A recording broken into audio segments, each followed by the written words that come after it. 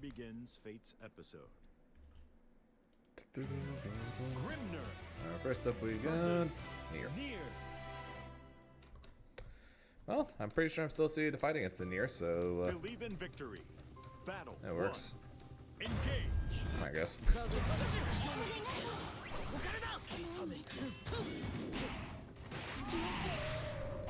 What's that? What's up, Reagan?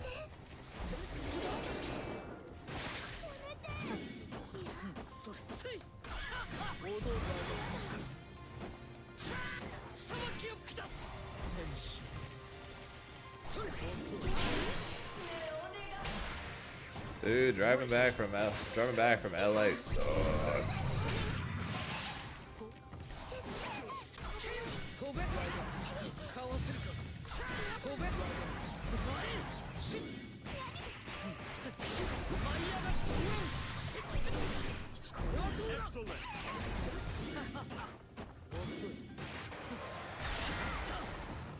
Recently? No.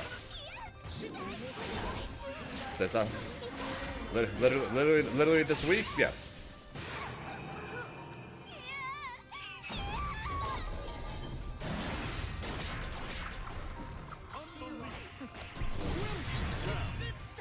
I leave for Boston on Thursday. Not the LA drive? No, the LA drive is why my stream is starting so late. I had to pick someone. I had to pick up someone from LAX, and an hour and 10-ish minutes to get there.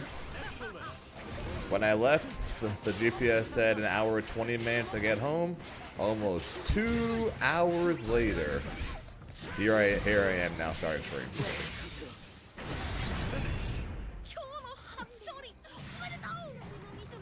And no, it's not because of any stops or anything, or I need to stop for gas or anything. No, it just straight up took that long to get home.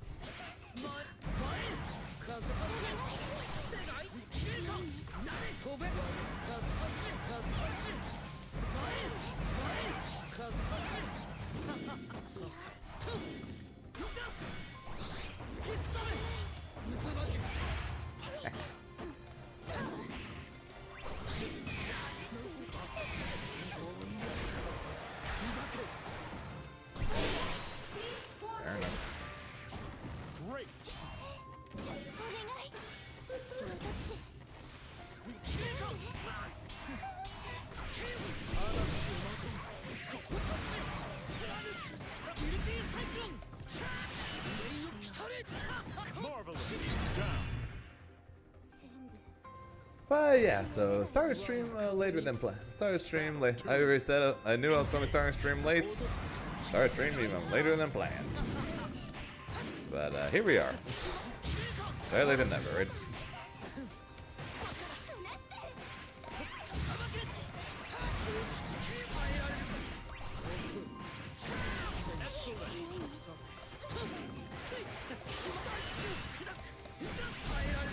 Get some last minute practice before Boston.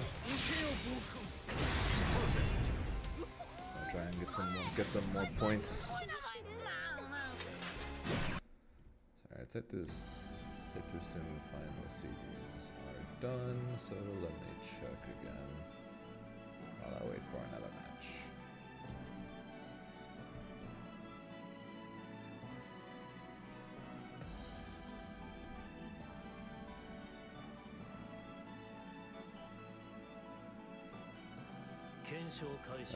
Still Grisk. Hasn't changed. Grisk and Lance, though. I don't know what that is. GG's, Kyle. Here begins Fate's episode. Grimner versus Nier. Is what I would say if we weren't fighting again. Believe in victory. Battle 1. Engage.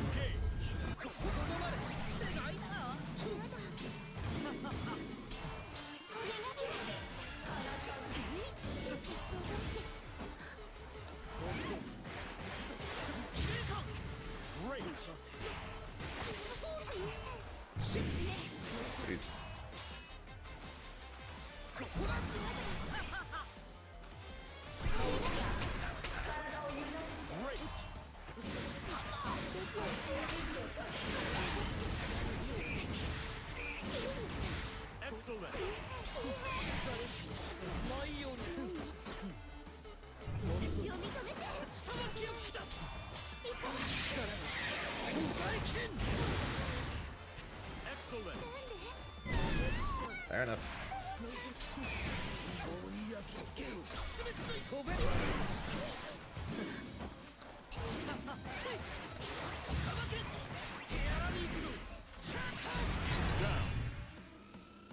Awkward. Battle 2. Engage.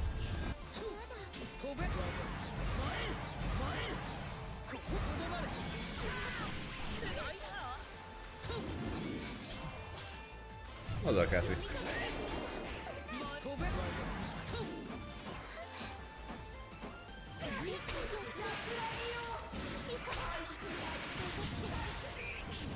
Excellent.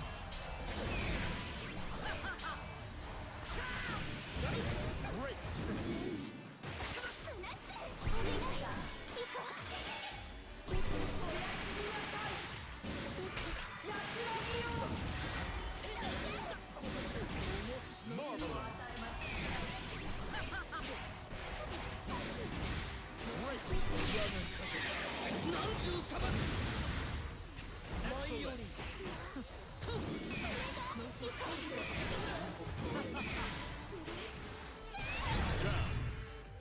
I'm doing alright, how you doing? Battle 3. Engage.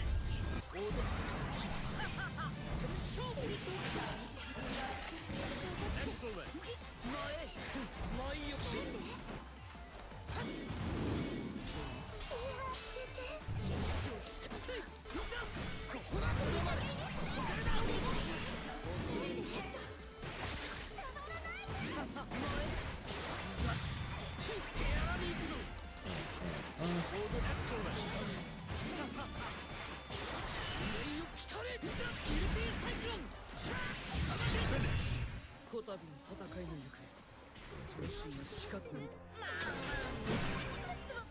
Not the Believe in victory. not the worst thing. So we all hit that point at some point.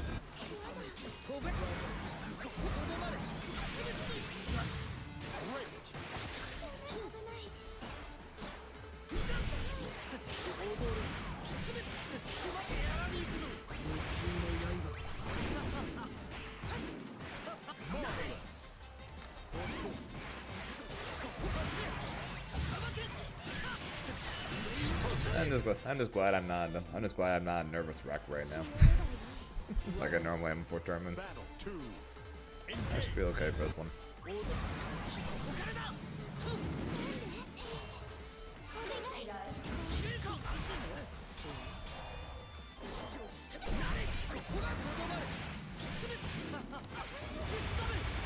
Excellent. Appreciate it, man. Hopefully will not need it, but I appreciate it nevertheless. Great.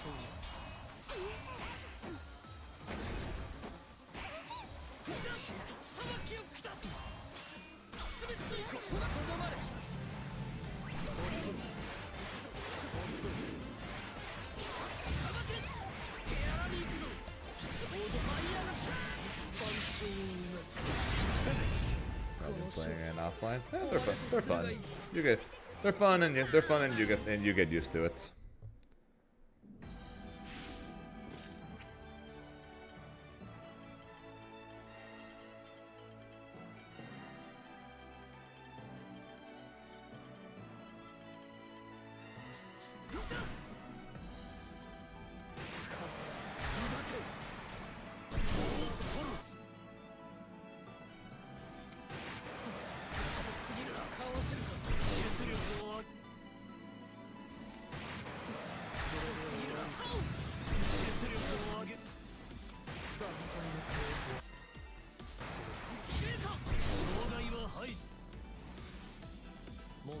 GG's again, Kyle.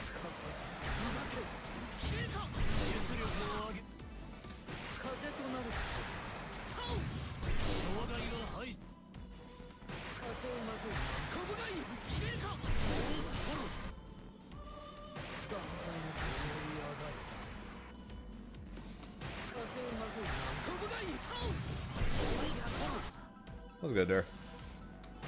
I looked at my area and my travel. That's fair. Which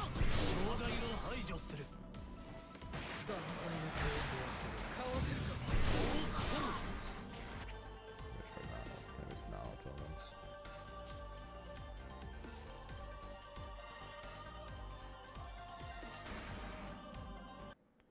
How you doing, Dirty? You doing alright?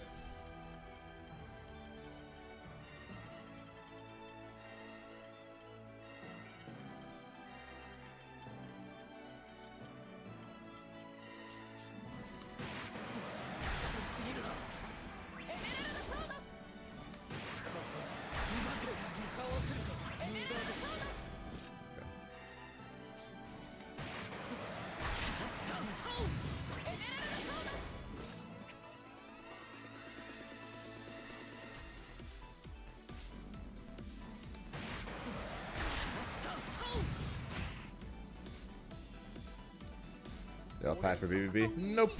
Nope. I leave Thursday morning, so I pack tomorrow.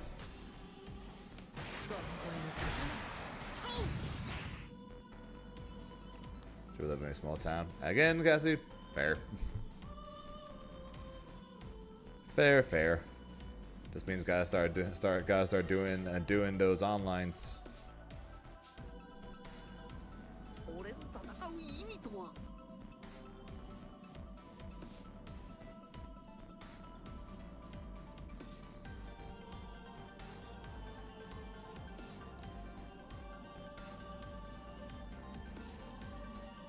さあ、どうした？俺の戦う意味とは。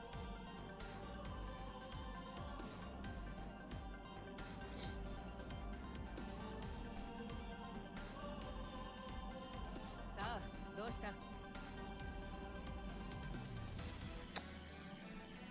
Kind of. So it's so fuzzy 2H against Grim is good because it still does the delay tech versus it still does the delay tech for throws and can beat Grimnir's for jump seal dash down doing the jump dash down. The only downside to it is the fact that there's a higher likelihood of you getting punished with delayed buttons. That's basically the only downside to it. Oh my god.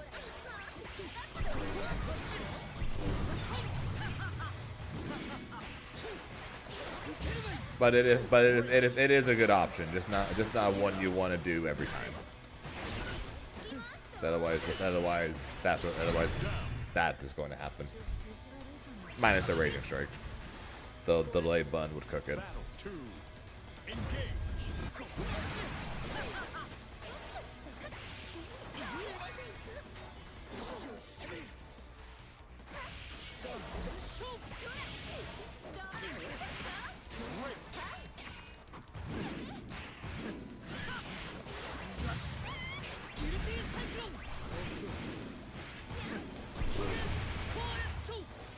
No worries.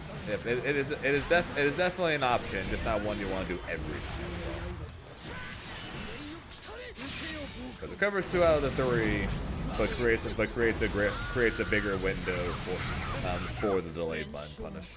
The same then impact, well I leave for Boston. I leave for Boston in two days. You know, for ARP 6 points. So I'll stream then impact next week when I'm back.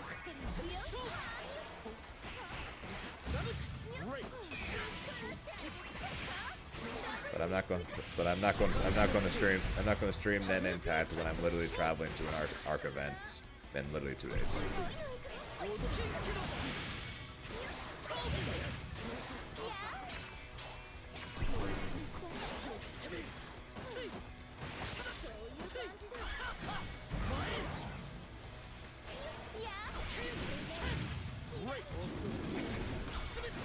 I take it you're playing then impact right now there, Shinku? Did we get that? Yes, it does. Oh, I got the punch there. That's cool. If I didn't have a tournament this weekend, I wasn't traveling in 2 days, I would 100% be streaming it right now.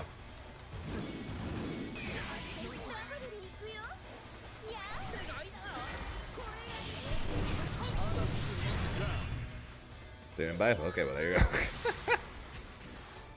I already bought it, but I also didn't buy the version that that lets me play the game today. So I actually couldn't even play it today if I wanted to.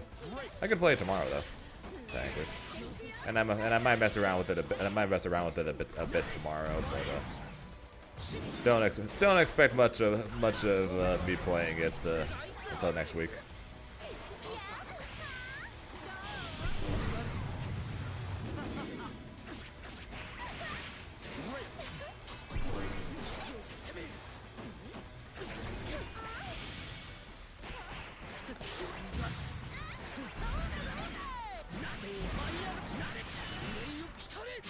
Besides, what I've been hearing is people already talking about returning the game.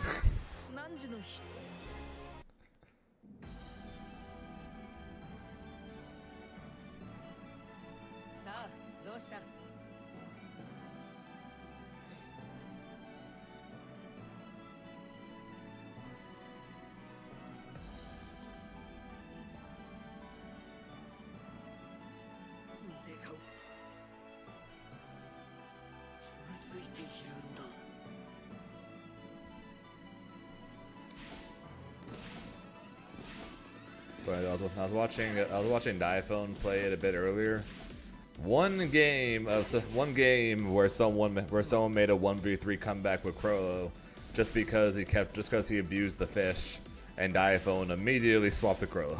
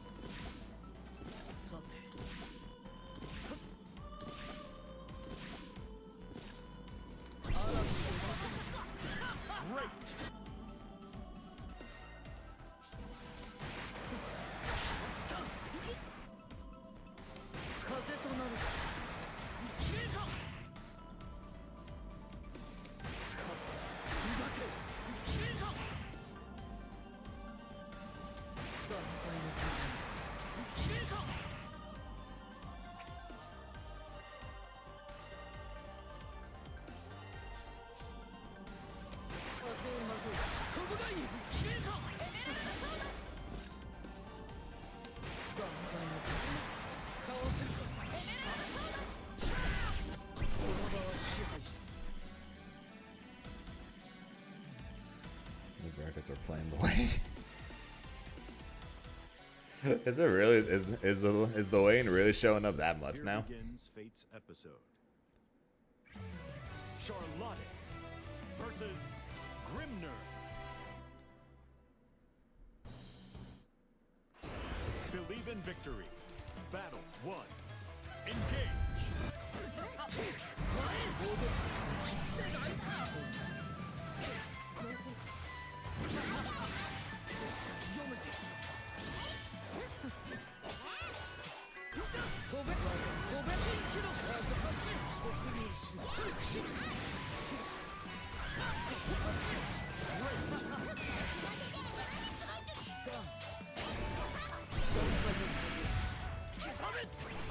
It's hilarious to watch. Well, you'll be able to watch me play it. You'll be able to watch me play it pretty soon.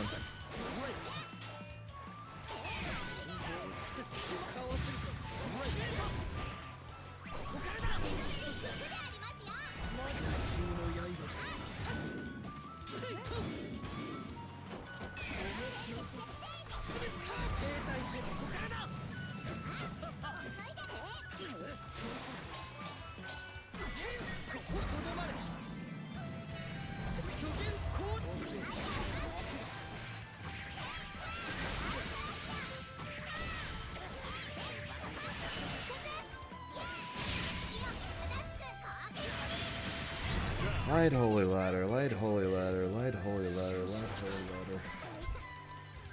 The light holy ladder.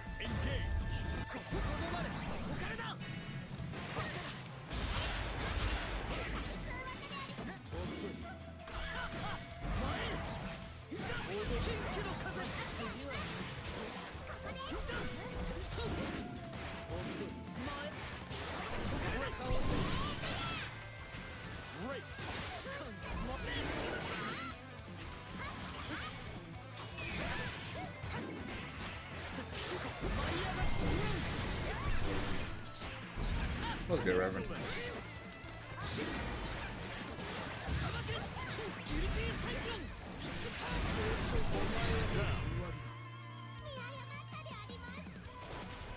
I don't really mind. I don't mind Lloyd that much. He's definitely annoying, but there's characters I dislike far more.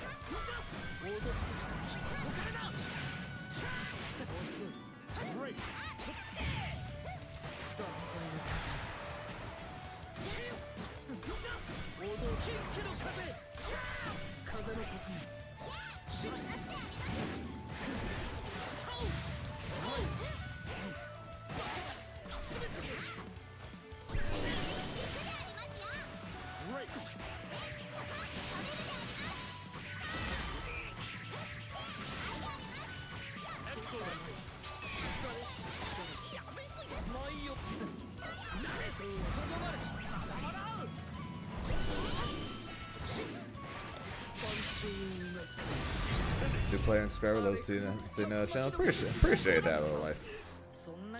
Welcome. Hope you enjoy your time in the Zane FGC channel. And hope you have a good time playing Granblue.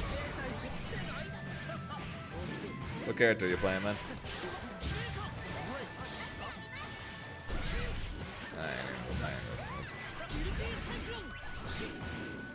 I'm just going to assume he knows, so we're just going to stop that immediately.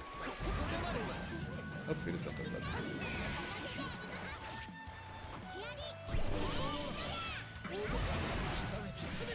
Oh man, light holy ladder. What is that, dude? 5U and light holy ladder.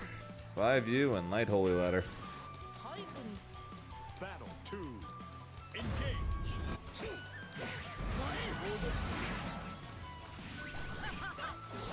Oh, the pyramid? Yeah, the pyramid's fine.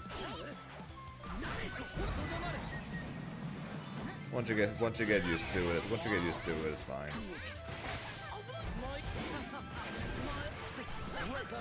Most of the time. Die, you tiny bastard.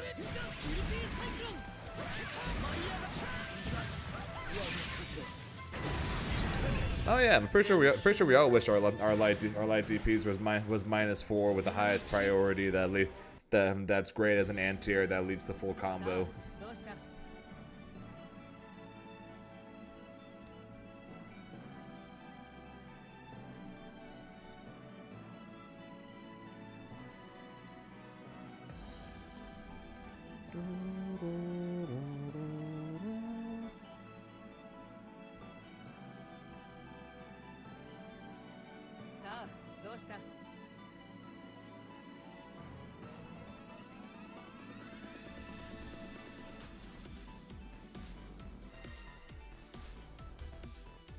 Oh, incredibly so.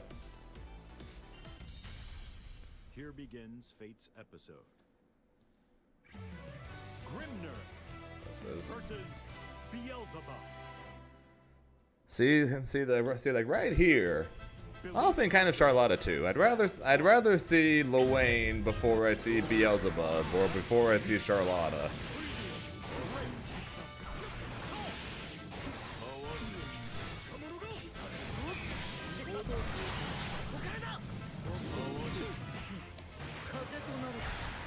That's good, vegan.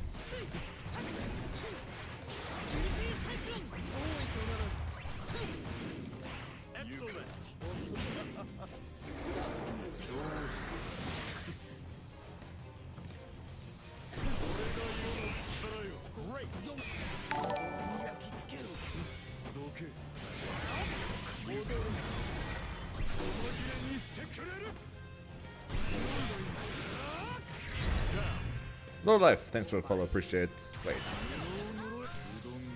You follow? Wait, you're subbed.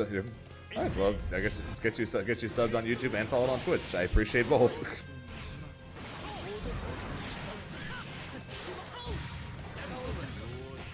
True, it ain't have above, but that doesn't make it any less of a shitty ass matchup from me.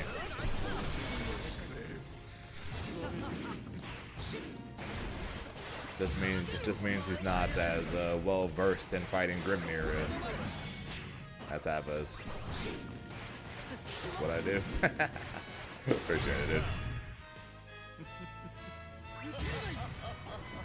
102 HS issues the most. Battle 3. Engage. Okay, so when it comes to Charlotta, yeah, Charlotta 100% is a 2H issue. Bubs is a lot more than just that. Bubs invalidates almost everything that Grimnir does.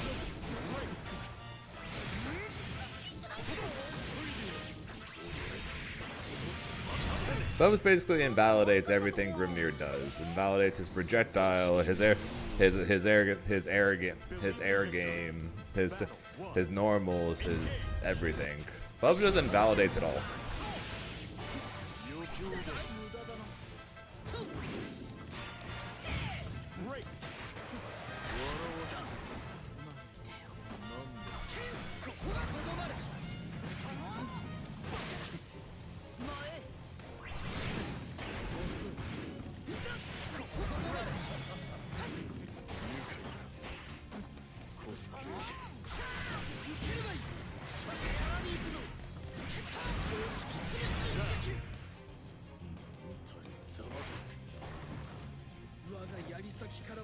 Guess invalidates him. Yeah, the main thing that keeps Gran from falling down the tier list a bunch and allows him to fight a lot of characters is how much damage he does. Because his damage is very high.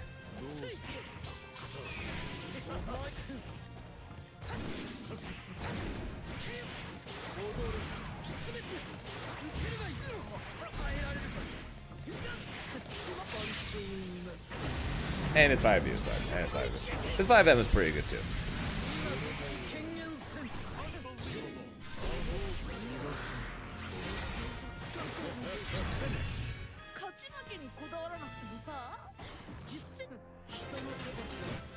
Believe in victory. Battle 1. Engage. Yeah, looking at you, Belial.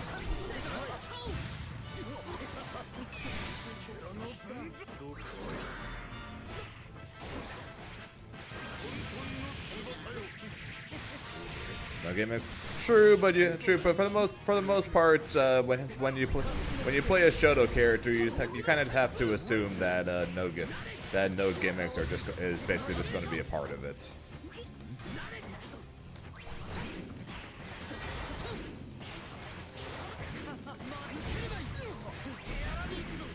Kind of comes with the territory of picking up the Shoto character.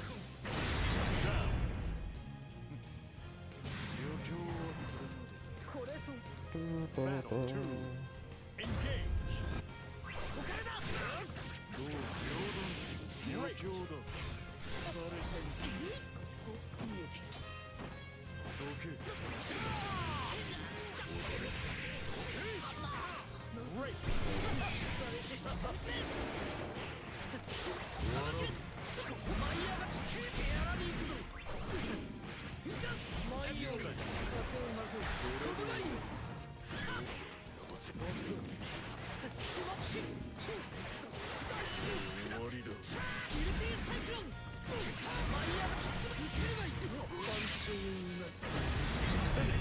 Literally right there, the only thing that doesn't make this shit a 10-0 matchup. Grimnir's damage and Oki.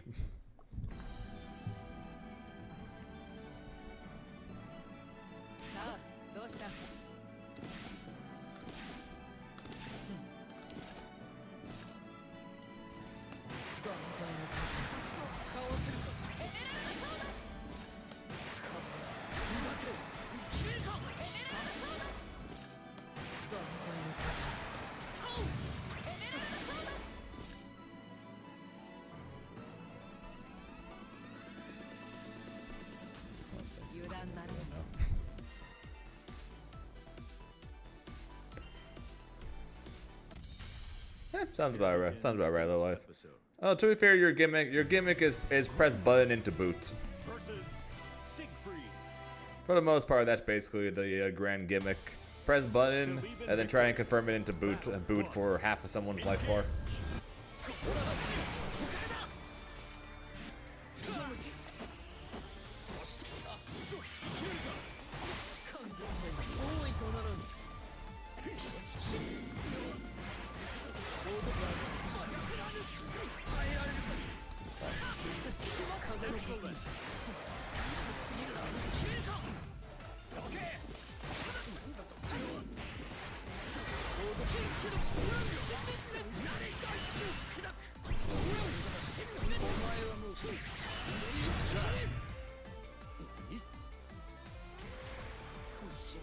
Yeah, to be fair, yeah, I think that's kind of the typical trade-off when it comes to characters with gimmicks.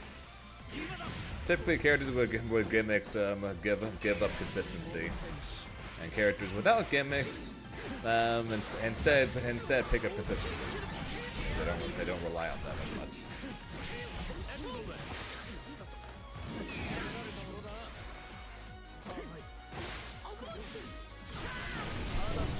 Unfortunate.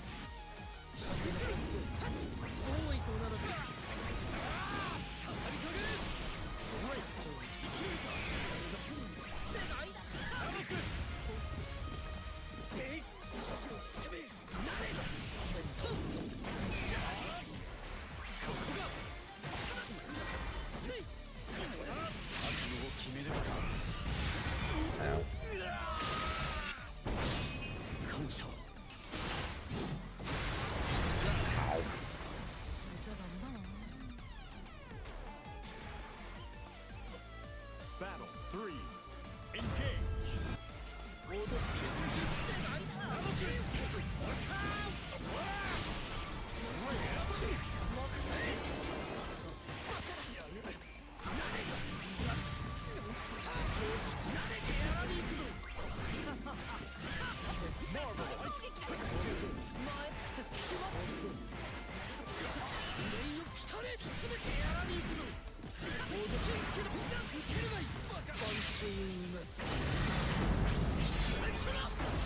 Yeah, pretty much. 100% that was going. 100% that was probably sweep again. I bet you that shit was probably sweep again. Believe in victory. Battle 1. Engage.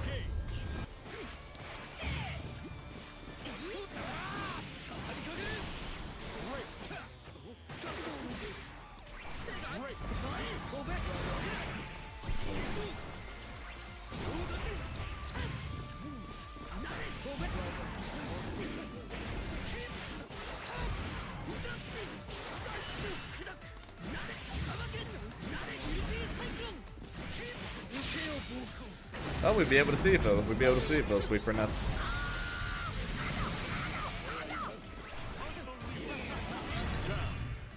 If we did, I'd say good thing I didn't actually bet money on it. Battle 2. Engage.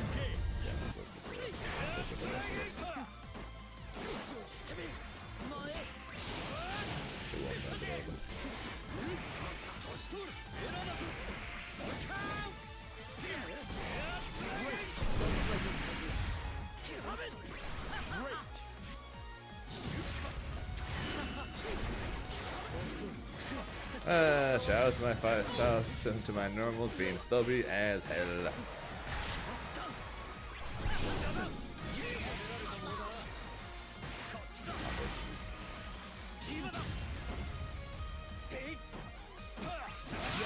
Bye bye.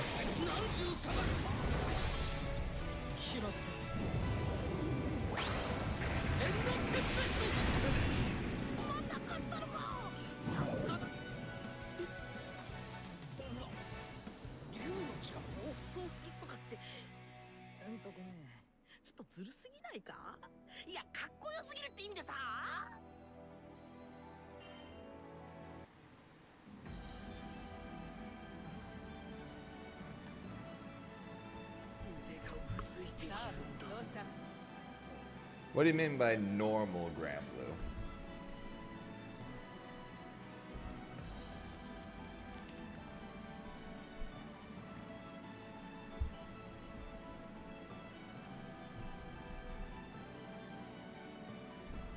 Lovely. You know, here it's just warm.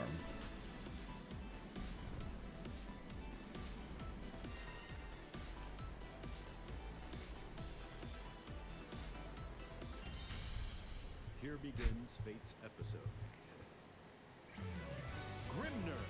Yeah, that's definitely a shout out to. Believe in That's victory. that's definitely a shout outs to Dragonheart for that one. DP's literally everything.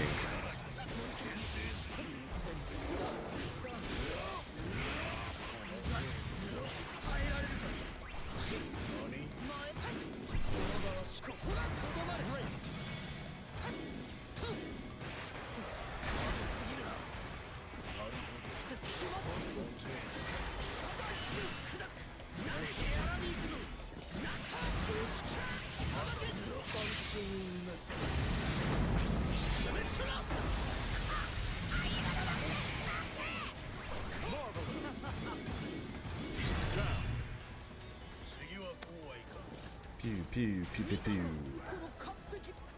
Battle 2. Engage.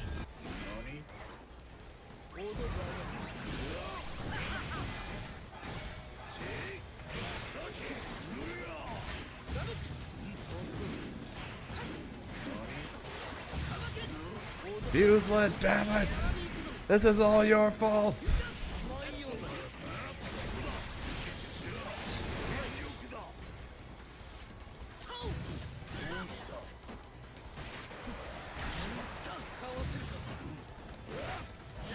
Okay.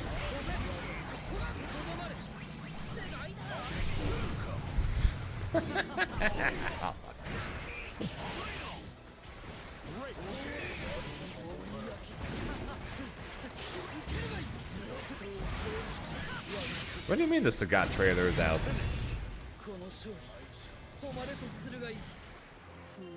Evo's not for another 2 weeks. Battle 1. What rank is the start of high level? What do you mean? Depends on what you mean by high level.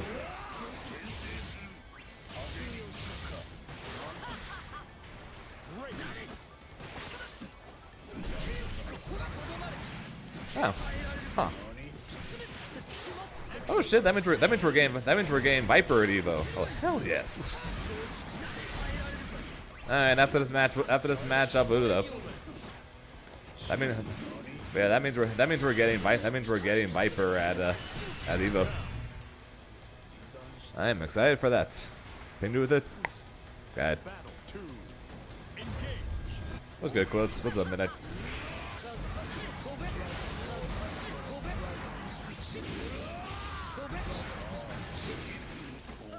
You ready to fight me this weekend, Quotes?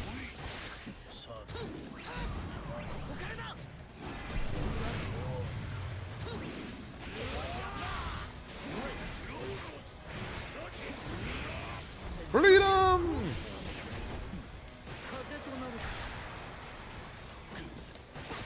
Cause Viper's cool.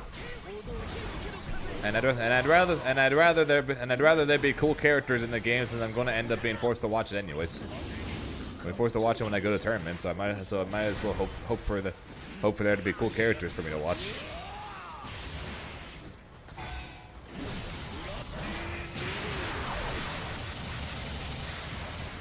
How the hell did I not die?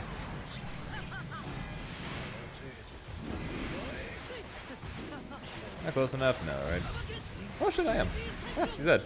Cool.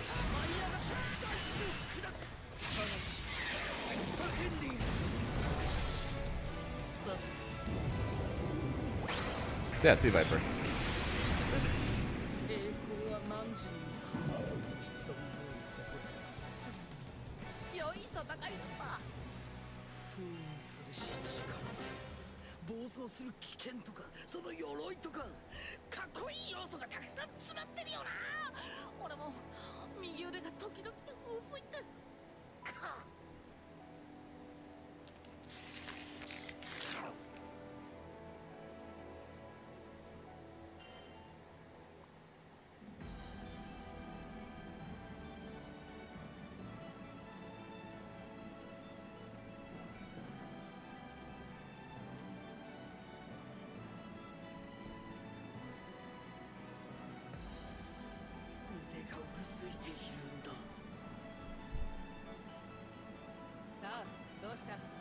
Don't really have friends.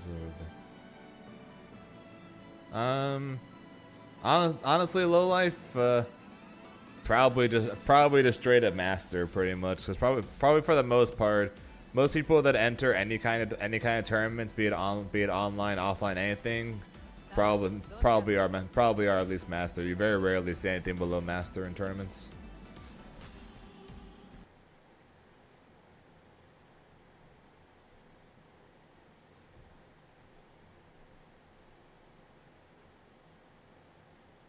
Let's see what we got. And two PvP Boston. A man who reached the pinnacle of Muay Thai and then became one of the grand masters of an international. But yeah, so if we're getting Sagat's gameplay trailer now, which we are clearly, then yeah, I guess we're getting Sea Viper at Evo. Yeah, Viper is sick though, so I'll be very excited to see her at Evo.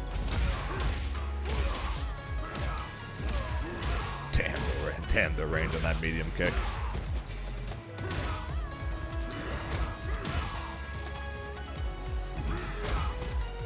It will be my pleasure. Here's a similar sweep to Brian from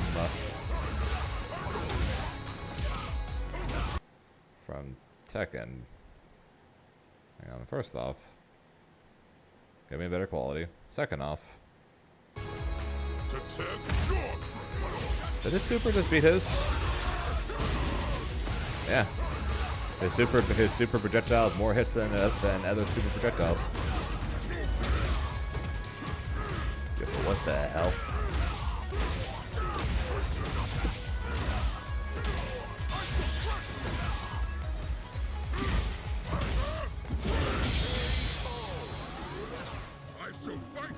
Yeah, Jin and Kazu.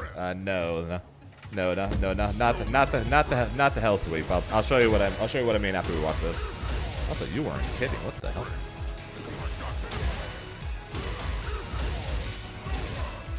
Yeah, I think it's like Ken's attack. The knee and the kick into a couple of different follow-ups. One of them looks like being an overhead.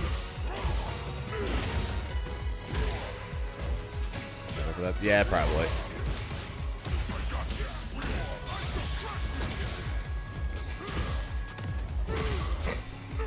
God, that's a lot of knees.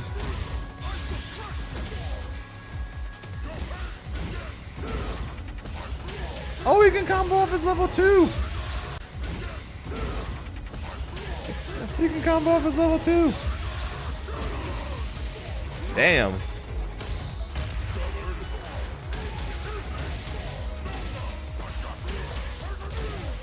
Grenade. Ow.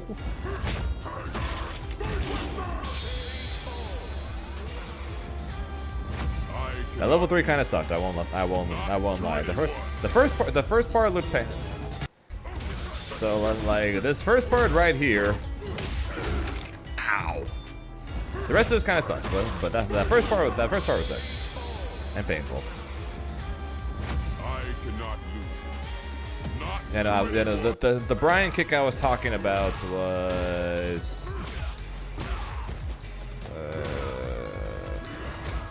that.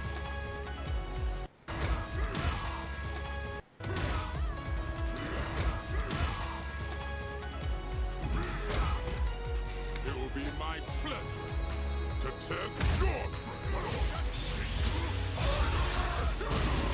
What's up, man? Back.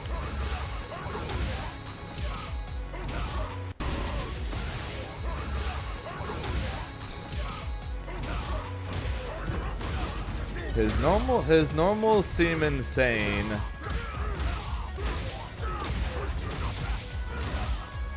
He's got a quick ass recovery on his projectile, while having a knee that goes over projectiles.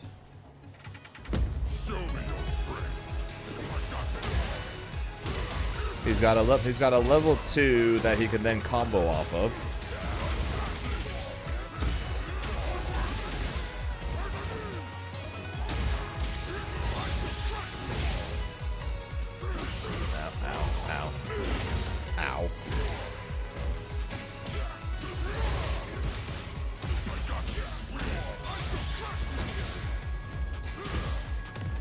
right here. The knee. Oh, no, not that one. Never mind. This one? This one.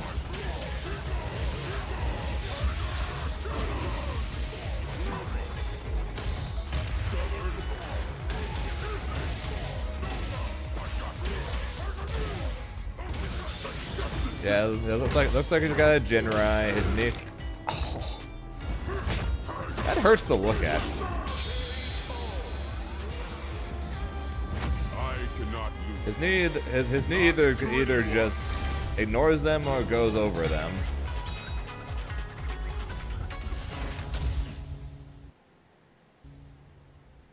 Also, just realized we got a gameplay trailer, but no release dates.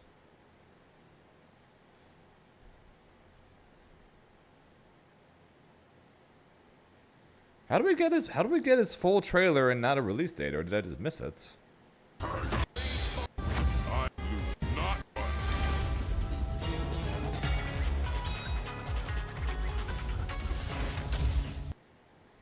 No date?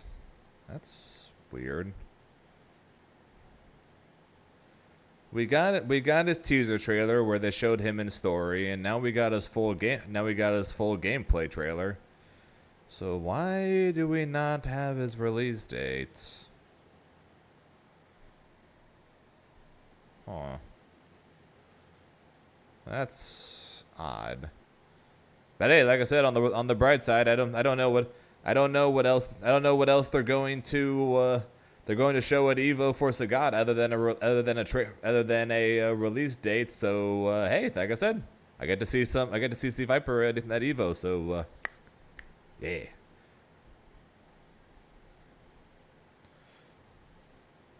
Yeah, honestly, he looks really good. I don't know much about Street Fighter, obviously, but so yeah, looking good. Was announced in his teaser.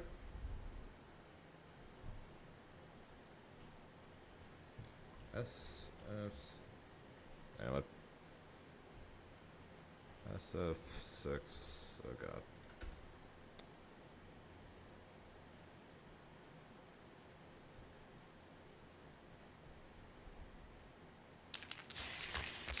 Well, watch the teaser. Even though we've already watched it, but watch it again. How long did you play Grand Blue? I started playing Grand Blue in or around February of last year. So about 3 or so months after launch. I've been playing Rising since. We'll show us the Evo Street Fighter 6. C Viper, I'm guessing. Because if we got Sagat now, and according to the Armor Road Farmer, the release date is August 5th, so we already know the release dates. That means the only thing that they can show us at Evo then is the next character, which would be C Viper. So I'm guessing we're going to get the C Viper. We're going to get probably the C Viper teaser or something, and probably another round of lobby skin stuff. But don't forget, last year's Evo. Actually, no, it wasn't last year's Evo. It was the year before that. Never mind. And yeah, Farmer's Raid. There you go. Sagat, August 5th.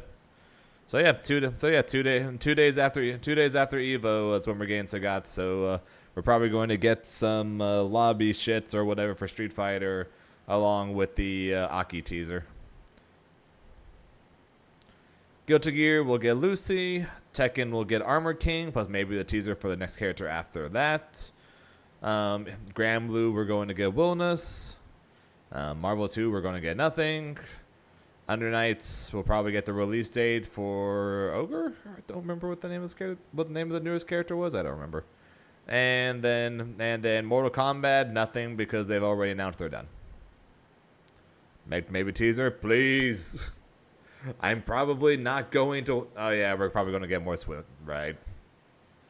We're probably going to get like actual gameplay of the freaking swimsuit outfits, more than likely. I'm glad I don't play the game. Jesus Christ. But yeah, please give me the Meg teaser. Please give me the Meg teaser as a part of the trailer. And just for you, we'll watch the Sagat trailer one more time. But yeah, please give me the teaser for Meg. The man who reached the pinnacle of Muay Thai and then became one of the Grand Masters. Because I'm 90% sure I am not going to be a wilderness player, so please give us the teaser for Meg, because that's probably who I'm going to care about next. Before I eventually be like, nope, not for me as well. You know, that's normally how it goes. But wilderness, I'm 90% sure I'm not going to play him.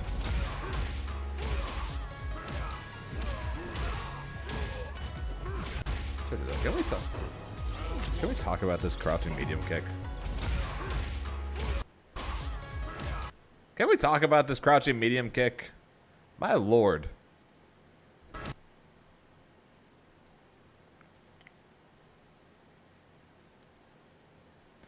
This is freaking. They gave him Siegfried's crouching medium kick.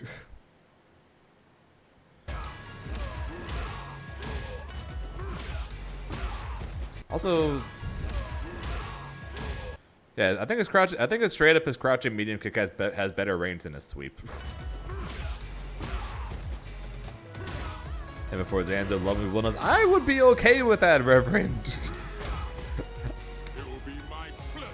It would be the most ironic thing ever if I repeatedly say, and everyone seems to all agree that Wilderness is definitely not going to be a Zane character, and then he ends up being like the most Zane character ever. I would love that. I just don't see there. I just see there being a tiny ass chance of that happening. There is I believe there's a very slight chance of that happening. Unless you're Dan, then he lets you go because you're pitiful. Also, that standing heavy kick is tall. This shit is going to be a great anti-air, I bet. People, other characters are like, oh, what's your best anti-air button? Oh, crouching medium kick.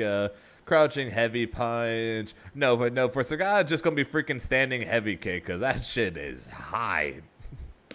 That shit's probably got a good foot on Bison. Holy shit, dude.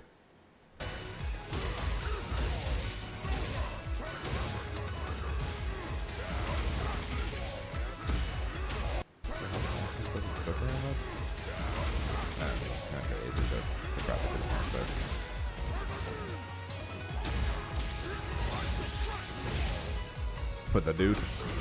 Ow, ow, ow, ow.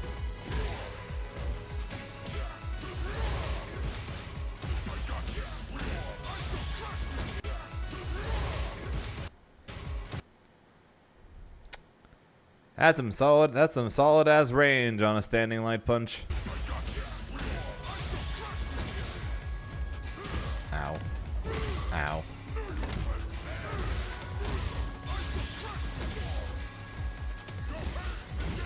Up we go.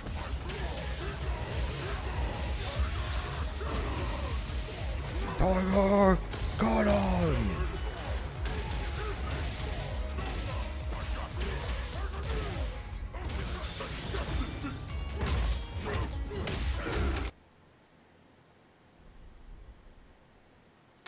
You see the bones shatter. You see the bones shatter.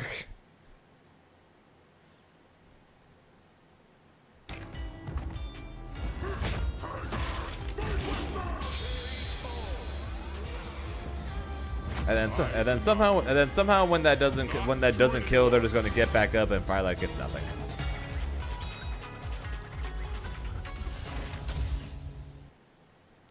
I think it looks great though.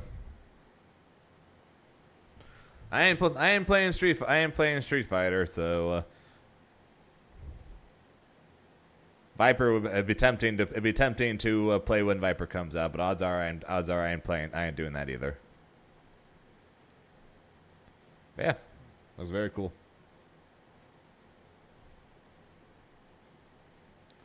It's very cool, and I'm excited for the fact that I get to see Viper.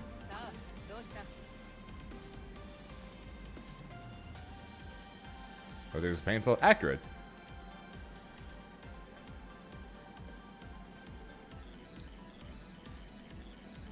Okay, okay.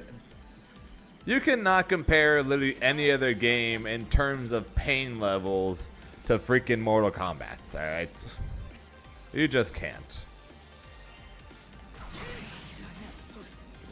Or I guess technically soon Invincible Versus. Also Rex is 100% going to be a character I'm probably going to play. 100% chance that, or 100% I'm going to be trying him out when the game comes out. Here begins fate's episode. Wouldn't be running for the hills? I'd be terrified. I wouldn't go within 100 feet of him. Believe in victory. Battle one. You're a mean one, Mr. Sagat. I have not Greyfish because I fly to Boston in 2 days. So I'm not going to spend a day streaming Nen Impact when I literally fly out for our tour qualifying event in 2 days. But I have been watching other people play it, and based on what they've been saying, based on what they've been saying, game is really fun. Looks wise, game is still shit. Netcode wise, game is shit, but game is fun. That's basically all the general opinion I've been hearing pretty much. Game fun is all hell. Looks shit. Netcode shit.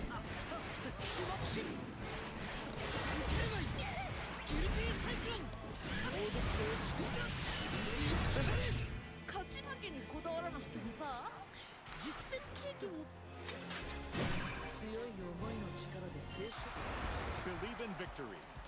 But a guy I know told me he thinks I would play Meruem, so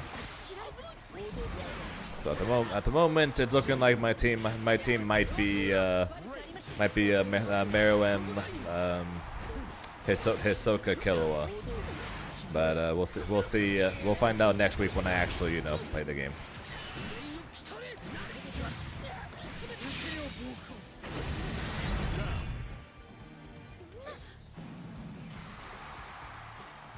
Battle two. Engage.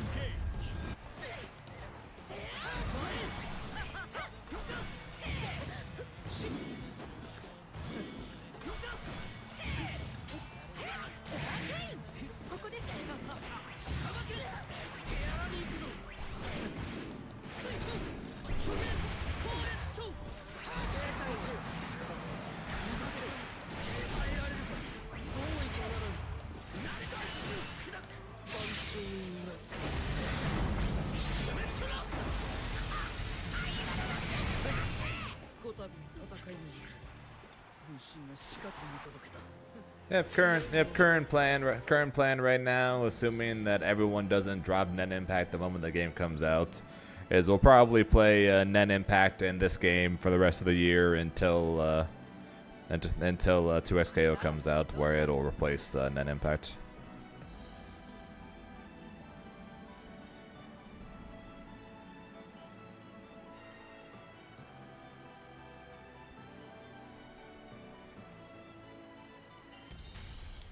Here begins fate's episode. Nier versus Grimner. Yeah, we got 5 more betas of 2XKO, some shit. Again, this is all assuming that 2XKO comes. I'm saying this, assuming 2XKO comes out this year, like they keep swearing it will. All right. Literally, what I'm saying is what I'm saying all revolves around that. Okay. If that ends up not happening, then that's going to be an entirely different story.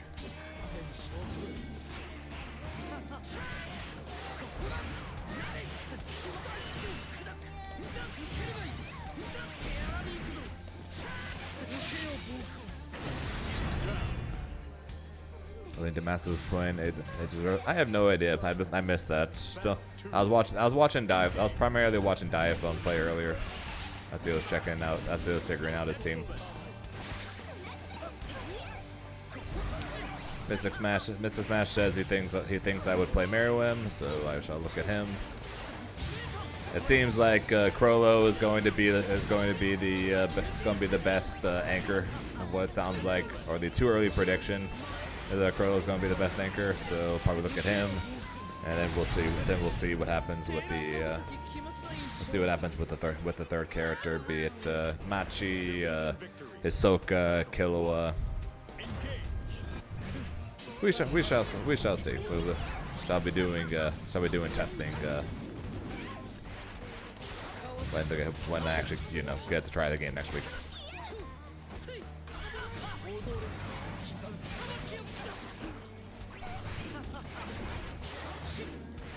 Not sure. The only thing I know for sure ish, and I say ish because I don't actually know for sure. It's just probably a good guess. Is that we're going to be getting our annual or biannual 2XKO announcements either next week or the week after. Actually, either next week or the week after is when we're going to get our biannual 2XKO announcement. Like I said, can't say that for sure, just a guess. But it's a pretty solid guess because that's literally what happens every year, pretty much.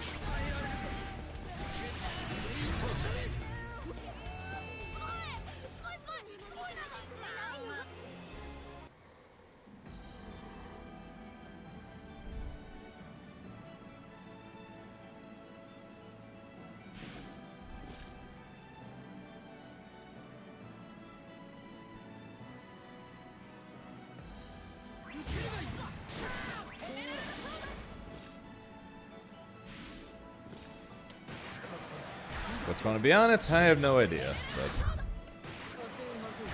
my guess is the release date.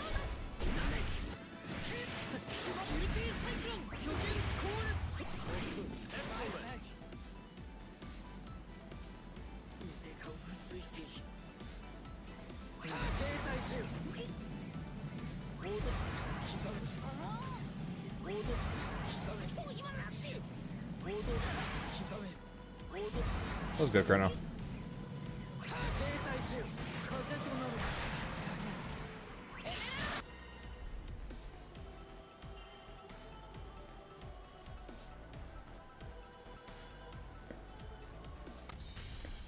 Here begins Fate's episode. Although Greyfish apparently Invincible Versus is going to be playable at Evo though, so I guess I'll get a chance to try it out there and see for myself if the game's as fun as the people who got to try it out already all say it is.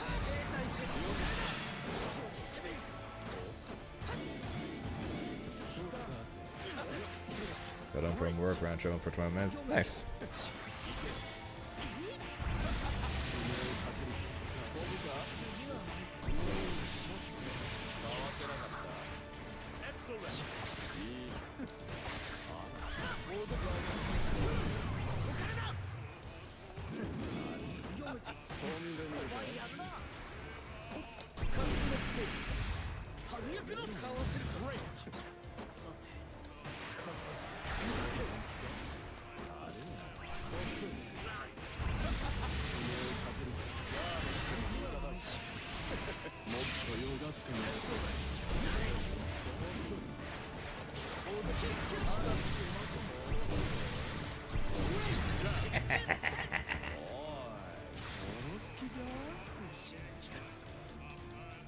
It was good, GGC.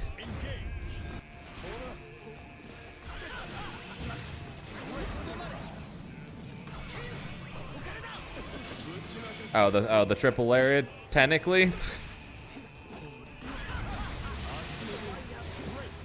It is a thing, but it is so not optimal. It's almost more optimal to do literally anything besides that.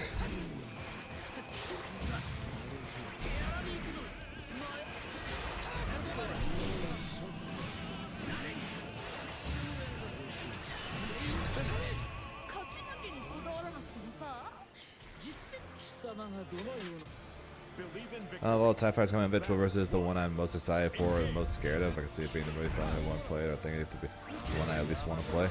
At the moment, if we ignore Net Impact and spoiler alert, you'll hear me talk about it in tomorrow. You'll hear me talk about it in tomorrow's video on tomorrow's YouTube video. You'll see. I talked about all the upcoming fighting games, and I said that Invincible Versus is the one I'm least excited for. Primarily due to the fact that that I've never watched Invincible, I've never read Invincible, and although it's of course it's being made by the people who made KI, which I know automatically means the game should be good. I don't like the look of the game right now. It looks stiff. It looks stiff as all hell. Looks stiff as all hell. Everything's just weird punch and flips, and that's it. Just doesn't look great. I know it's pre-alpha, so I know it's going to look. So I know it's going to be better by the time it comes out. But based purely on what we have seen so far, it is the one I care about least. Decent chance that I will change my mind. There's a chance I'll change my mind by the time the game comes out. But as of right now, with the way it looks, honestly, I was kind of more excited to be able to try out Net Impact than Invincible Versus right now. Like I said, odds are that opinion would definitely change before the game's release, but as of right now, it just doesn't look great to me.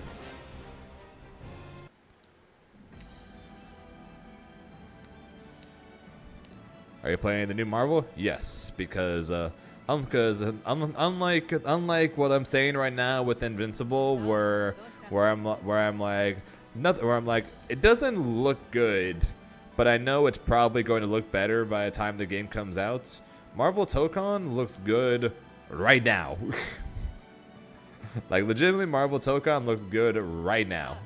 The game they could release the game with those 8 characters. Okay, no, not really. But literally, if they changed nothing about the looks, I would not complain because it looks really good. Here begins Fate's episode. Where Invincible Versus right now heavily reminds me of Mortal Kombat. Versus Zoe. Where it's just, like I said, just Believe in stiff victory. and motionless pretty much.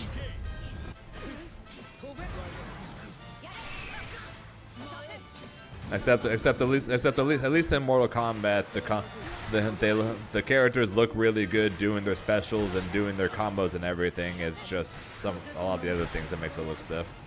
Where Invincible right now, everything looks like it. All the attacks and combos and everything just looks that way.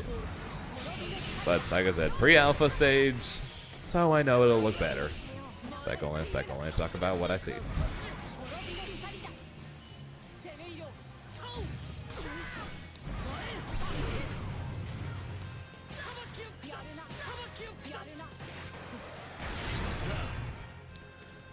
Rex looks the best of all of them. Battle 2. Engage. He's definitely got more personality to him and to his movements and attacks than the other characters so far, where it's just punch, punch, punch, punch, punch. Maybe I'll mix in a flip in there, punch, punch, punch, punch. And it's not like big swing punch or anything. That was just Like I said, alpha stage. I know.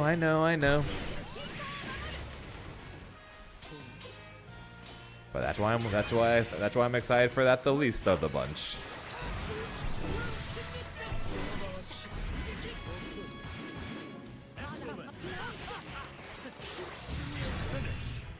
That's why I'm excited for it the least of the bunch. Doesn't mean I'm not going to change my mind later, once we see more, and once it gets better. That's just what I'm saying now. Battle 1. Engage. But as of right now, I'm most excited for 2XKO because I've been waiting for goddamn like 5, 6, 7 years at this point.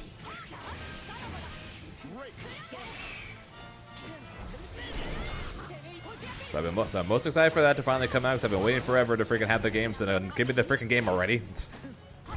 And then Tokon, and then it was then Impact because I at least enjoy Hunter x Hunter, and also I've seen Hunter x Hunter. And then it was Invincible, and then it's that other comic-based tag fighter that we have literally seen nothing on right now. Again, I explain more of everything in. Well, I'm pretty sure it's tomorrow. Actually, I should probably check. I should probably check to see if that's tomorrow's video before I say that, but it should be tomorrow's video.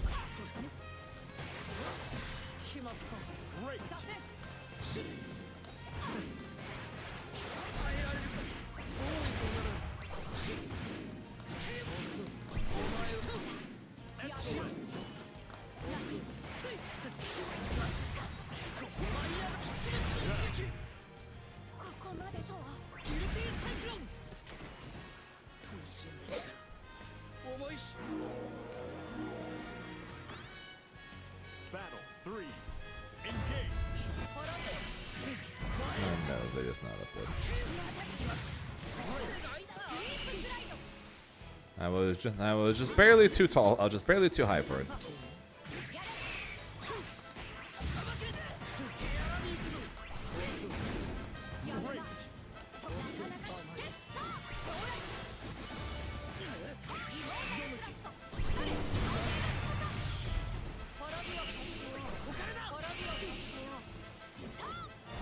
Freedom!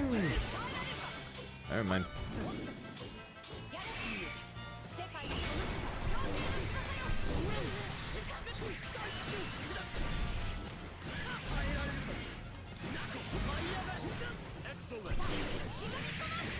What's good, Shigami? Oh shit.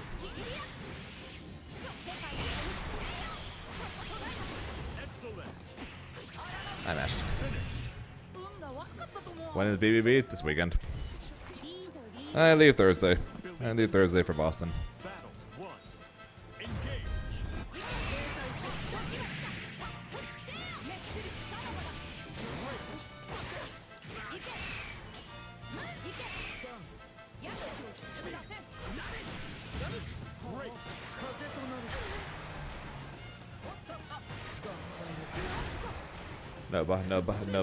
Boston Blue Beat is Saturday and Sunday. I leave for it on Thursday. Yes, Saturday I ship off to Boston. Hopefully we'll come back with a win and 100 points. Basically locking me in next practically 100% into the finals. And then I come home, and then we try out some Nen impacts, and then we get ready for Evo. That's the plan, at least. Will that be how it goes? I have no idea, but that's the plan, at least.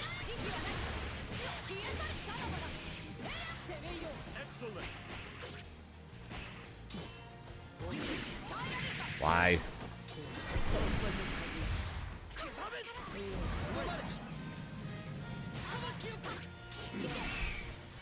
Shout out to Rollback Netcode.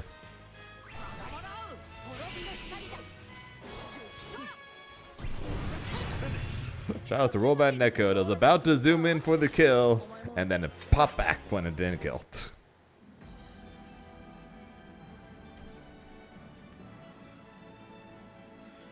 This seems like it's going. Yeah. We'll still play it and mess around with it, of course, but yeah, it having shitty netcode despite the rollback is not good.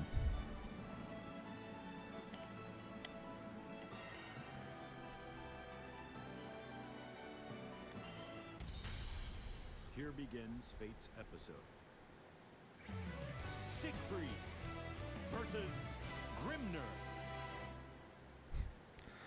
Midnight, where on earth did you get poo? Battle 1. Engage. I just saw your post in the Discord. Where on earth did you get poo?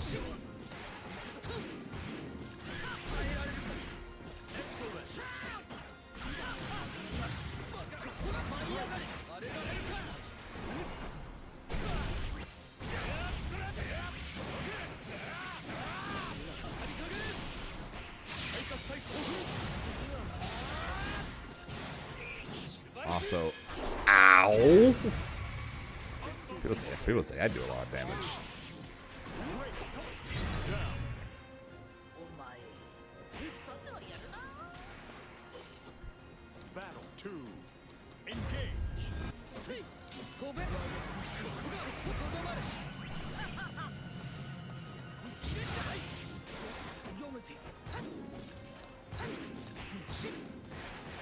Yeah, I know next to nothing about most of the new characters. I know some things. I know next to nothing about Meriwether though, other than Mystic. Mystic says he thinks I should play him.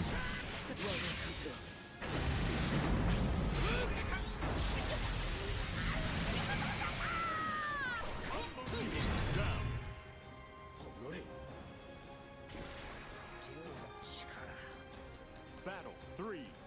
Engage.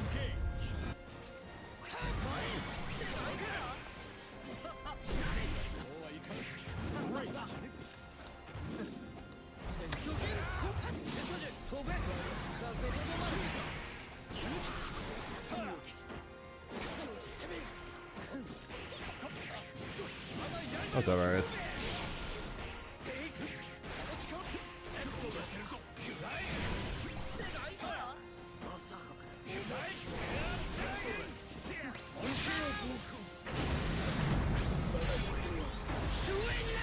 Yes, please, Midnight.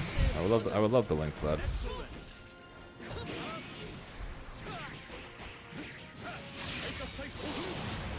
Excuse me? What do you mean my dash missed? Believe in victory. Battle 1. Engage. Oh yeah, so I got 100% look stopped here.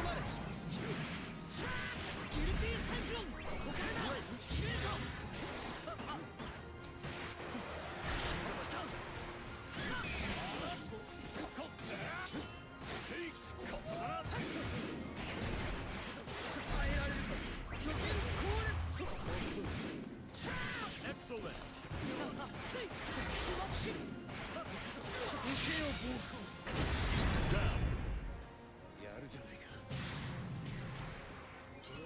You're trying magic for the Sonic collab.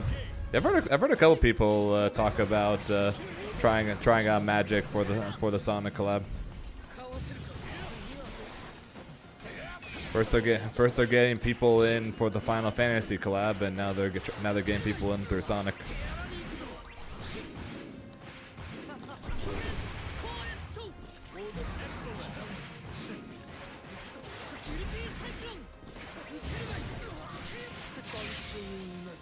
What's good, Struss?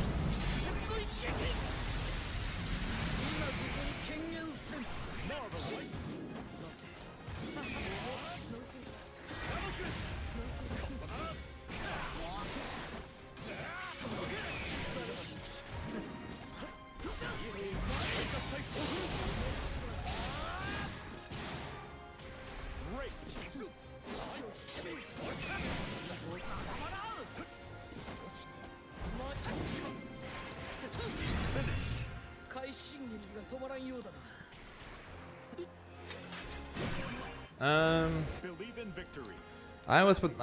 If I were to build one, I probably would end up building Shadow. Cause he's managing to find a way to be like a aggro style rush down deck, while as a card himself he rebuilds your hand, which is something aggro style decks like that sometimes struggle with.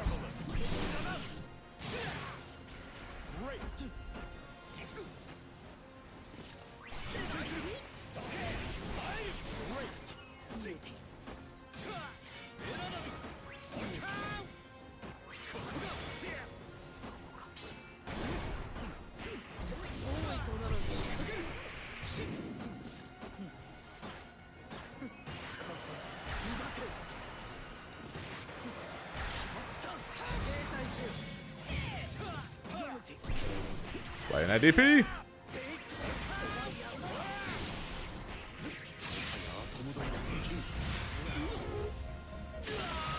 Oh, it's the number one issue fan.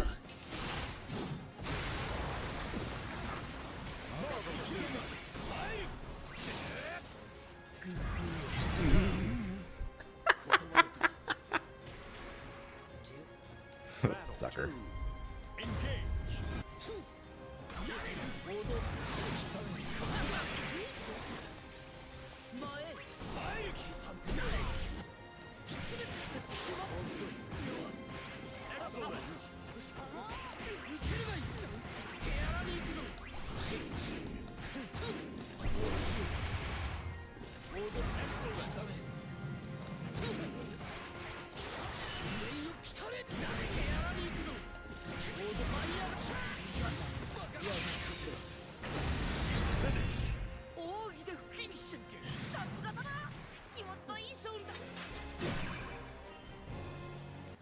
Things are definitely pointing towards him being top tier though.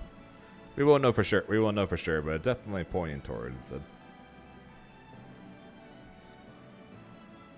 Oh, shut up, brother.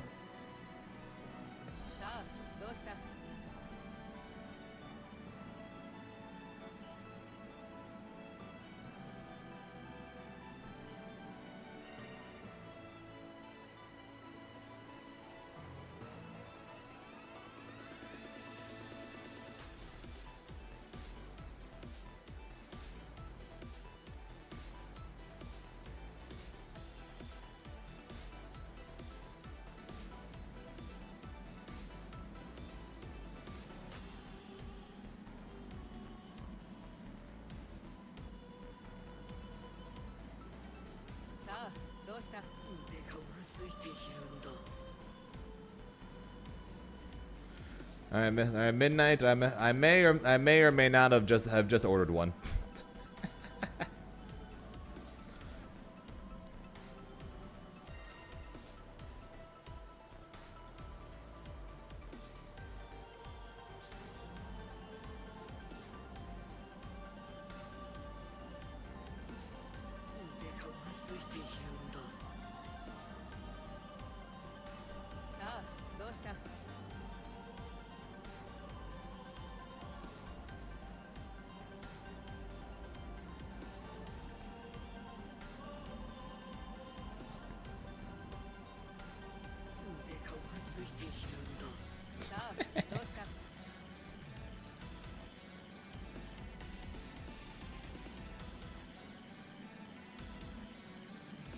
GG's, yeah, GG's, brother.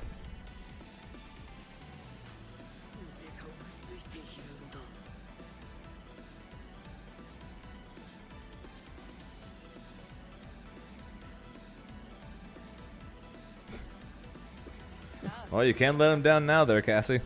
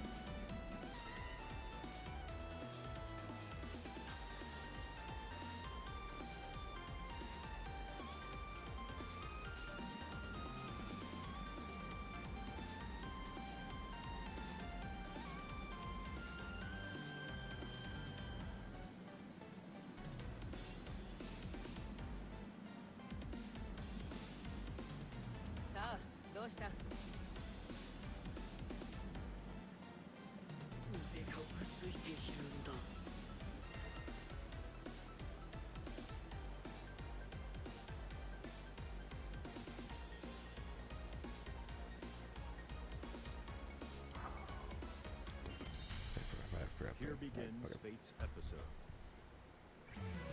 Vaseraga versus I have the power. Believe in victory. Battle 1. Engage.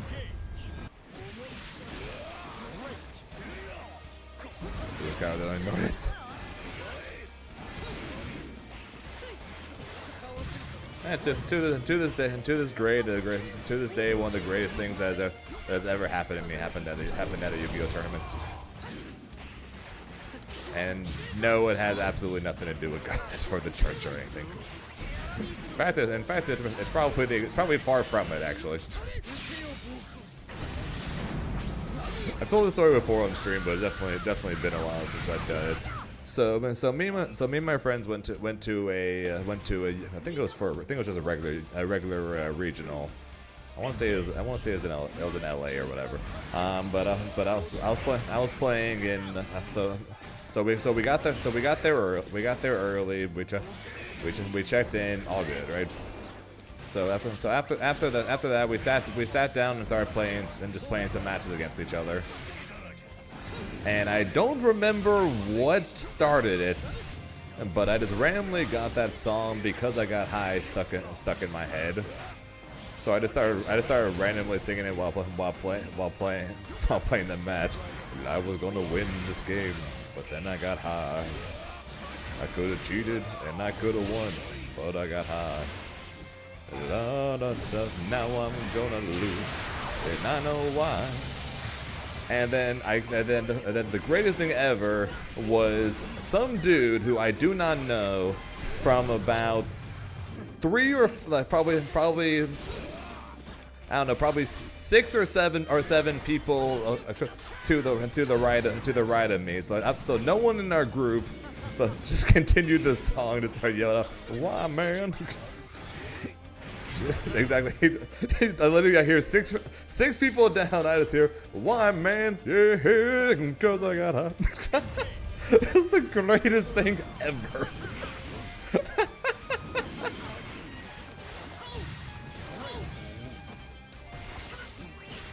Didn't talk to the guy. Don't know about the. Even afterwards, I just heard him laughing and I started laughing. We just went back to our games.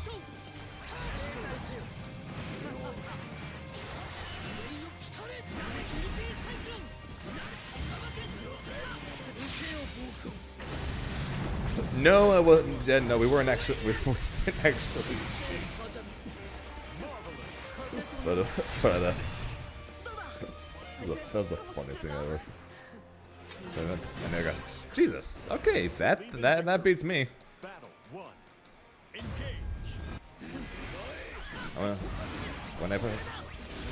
When I got my highest ever finish at a regional, which was second place. One of my opponents tried to fight me.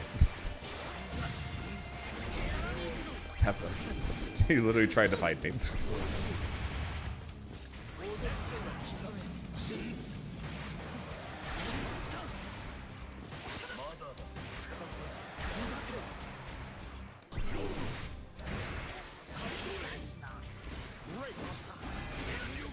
Why is that? So what happened with that match was the dude. So this was round, I want to say 7 or 8 or something like that. We were both undefeated up to that point. And this was game 3. This is game 3. We were in final turns, right? Actually, we weren't just in final turns. It was the final turn, meaning that whoever had more life points after that turn ended won the duel. Right. So it's my turn. So I'm making my play. I'm doing my combo, and then I enter a battle phase to try to win. It's gonna be you. So it's my turn. I enter the battle phase to go and win the game. And so I do my attacks. He does his effects. I kill his guys. I attack. I get ahead on life points, and I win the game. We shake hands. He starts pack. We start putting away our cards. That's it. Right? That's it. Game's over. As soon as we started putting away our cards, or as soon as we started grabbing our cards and putting them into a pile, his friend runs over, basically grabs him on the shoulder and tells him, dude, your monster's defense was the same as his attack. Your monster shouldn't have died because it gained extra points as well from his Saryuja, which is one of the monsters I had. And then once his friend told him that, and he realized that's true, he tried to quickly put his cards back and try to get me to go back to them. Was it true? Yes, 100%. That's 100%. That's 100% a true statement. That is indeed what happened. He tried to quickly put his cards back and tried to get me to go back to that spot, because if we went back to that spot and nothing else changed, I would have lost because because I didn't have enough damage to put him below my life point total at that point. So he starts trying to. So he gets up and then starts arguing with me.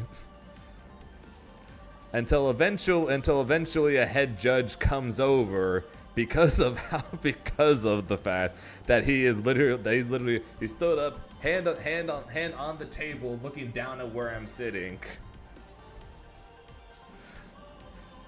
And then we explain, and then probably my greatest comeback ever, as well as my nerdiest comeback ever, because it's literally about Yu-Gi-Oh. So the judge goes back to confer with his other judges to decide on what to do after we told him what happened. I looked at the dude who's still just staring me down. I looked at him so this is what's going to happen. Sorry, one of two things is going to happen. One, he's going to come back and say, "You shook my hand, you scooped your cards, that's it, I win." Or second, he's going to take us back to the moment where I declared the attack, and if we get to that point, I will then use the effect of my other monster that I had on the field that will reduce your monster's defense points, and I'm still going to win. He grabbed his cards and he walked away. Because on the field, I had another monster called Borlo Dragon, whose effect allows me to reduce a monster's attack and defense by 500.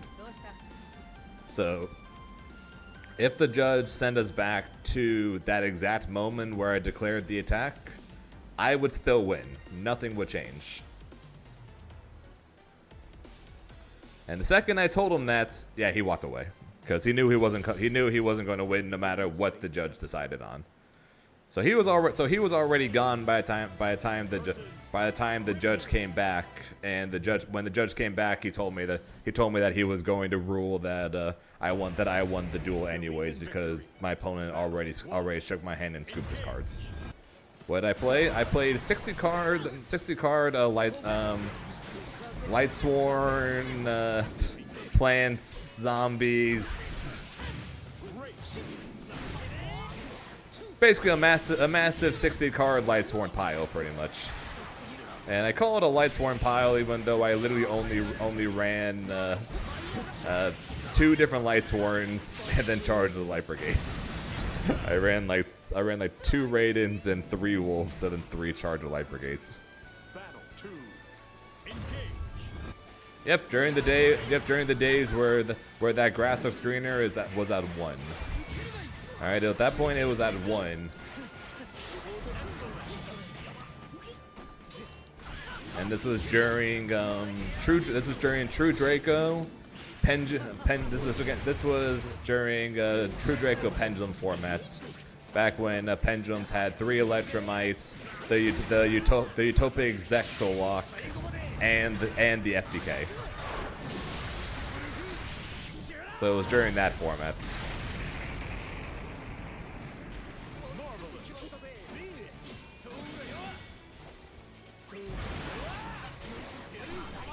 Yes, it is. Unfortunately, most of the cards that made up my combo are now banned. So the reason why the deck was so good was that it didn't rely on having the 60 card or having grass go off.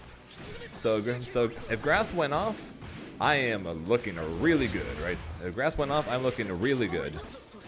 But the deck didn't have to.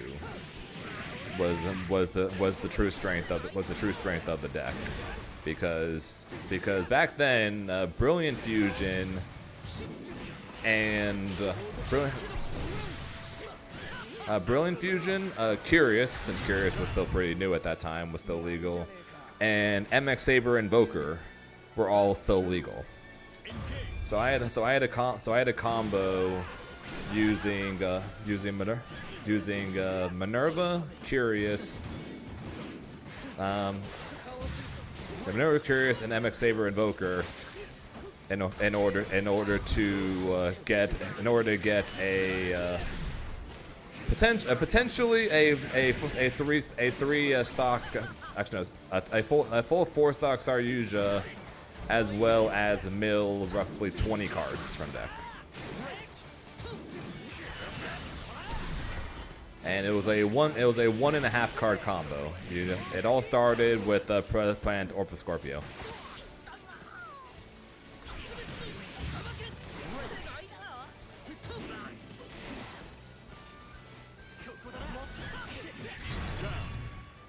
No, I did not run Michael.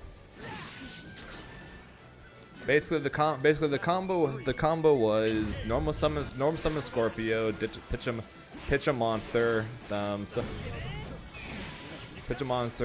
summon Cobra from deck. Cobra adds Brilliant Fusion. Overlay the two Preda plans to summon MX Saber Invoker.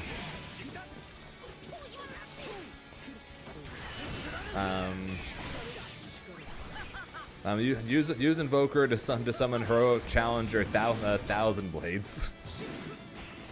Then play Brilliant Fusion to make Seraphonite, actually no, sorry, you use 1,000 Blades and Invoker first to make the generic link to Earth monster. I forget what it's called, something Radiant or something like that. Then you use Brilliant Fusion, so to summon Seraphonite. Trick Clown summons back from graveyard. 1,000 Blades summons back from graveyard in order to make 1,000 Blades summons back because I lost life points for an effect during my turn, and then I would then use the extra normal summon if I had available, and if I did that,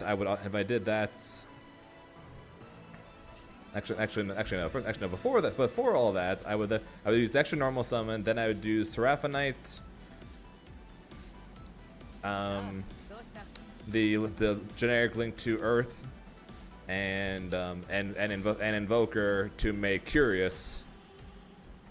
Curious would send Wolf, which would then and three cards, and then I would overlay, make Minerva. And then that would send 5, which would then send 3, which would then send 5, and then go up from there. Here begins Fate's episode. So basically, I went through like 20-something cards in my deck, involving mills and plays, and the end I'd be able to have potentially a Saryuja, or a Borload, or many things, or Abyss Dweller, or many things pretty much at that time, whatever I needed at the time. Because Fairy Tail Snow was also legal at that time. So Fairy Tail, and also I ran a small zombie package. So Fairy Tail Snow plus Dynamite Rex plus the Shiranuis is 3 level 4s, which again got me into literally everything. So yeah, it was incredibly broken. But everyone was too busy playing True Draco, so no one was paying attention to the 60 card engine, let alone the Lightsworn version of it, because anyone that was playing 60 card at the time was still playing Infernoids. Funny enough, the deck profile for it is actually still on YouTube.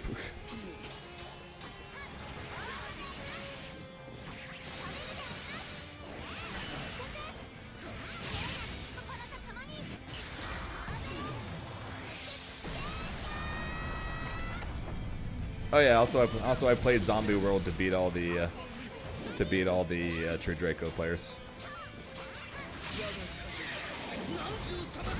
Zombie World plus Naturia Beast was an automatic win against True Dracos. Oh, this was long before tier. Believe in victory. Battle 1. This was long before tier. This was before Zoo. Actually, no, it wasn't before. It wasn't before Zoo. It was post Zoo because Zoo was before Lynx. It was post Zoo nerf. So Masterpiece was still at 1, and Electromite had just come out.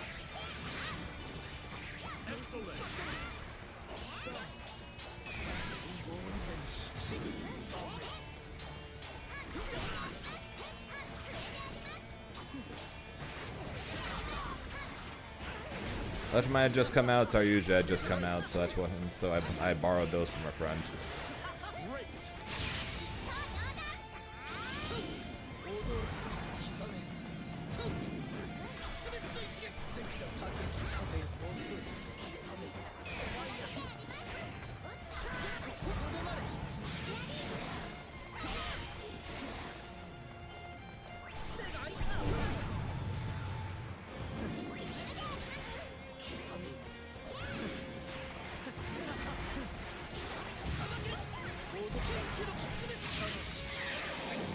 Gotcha.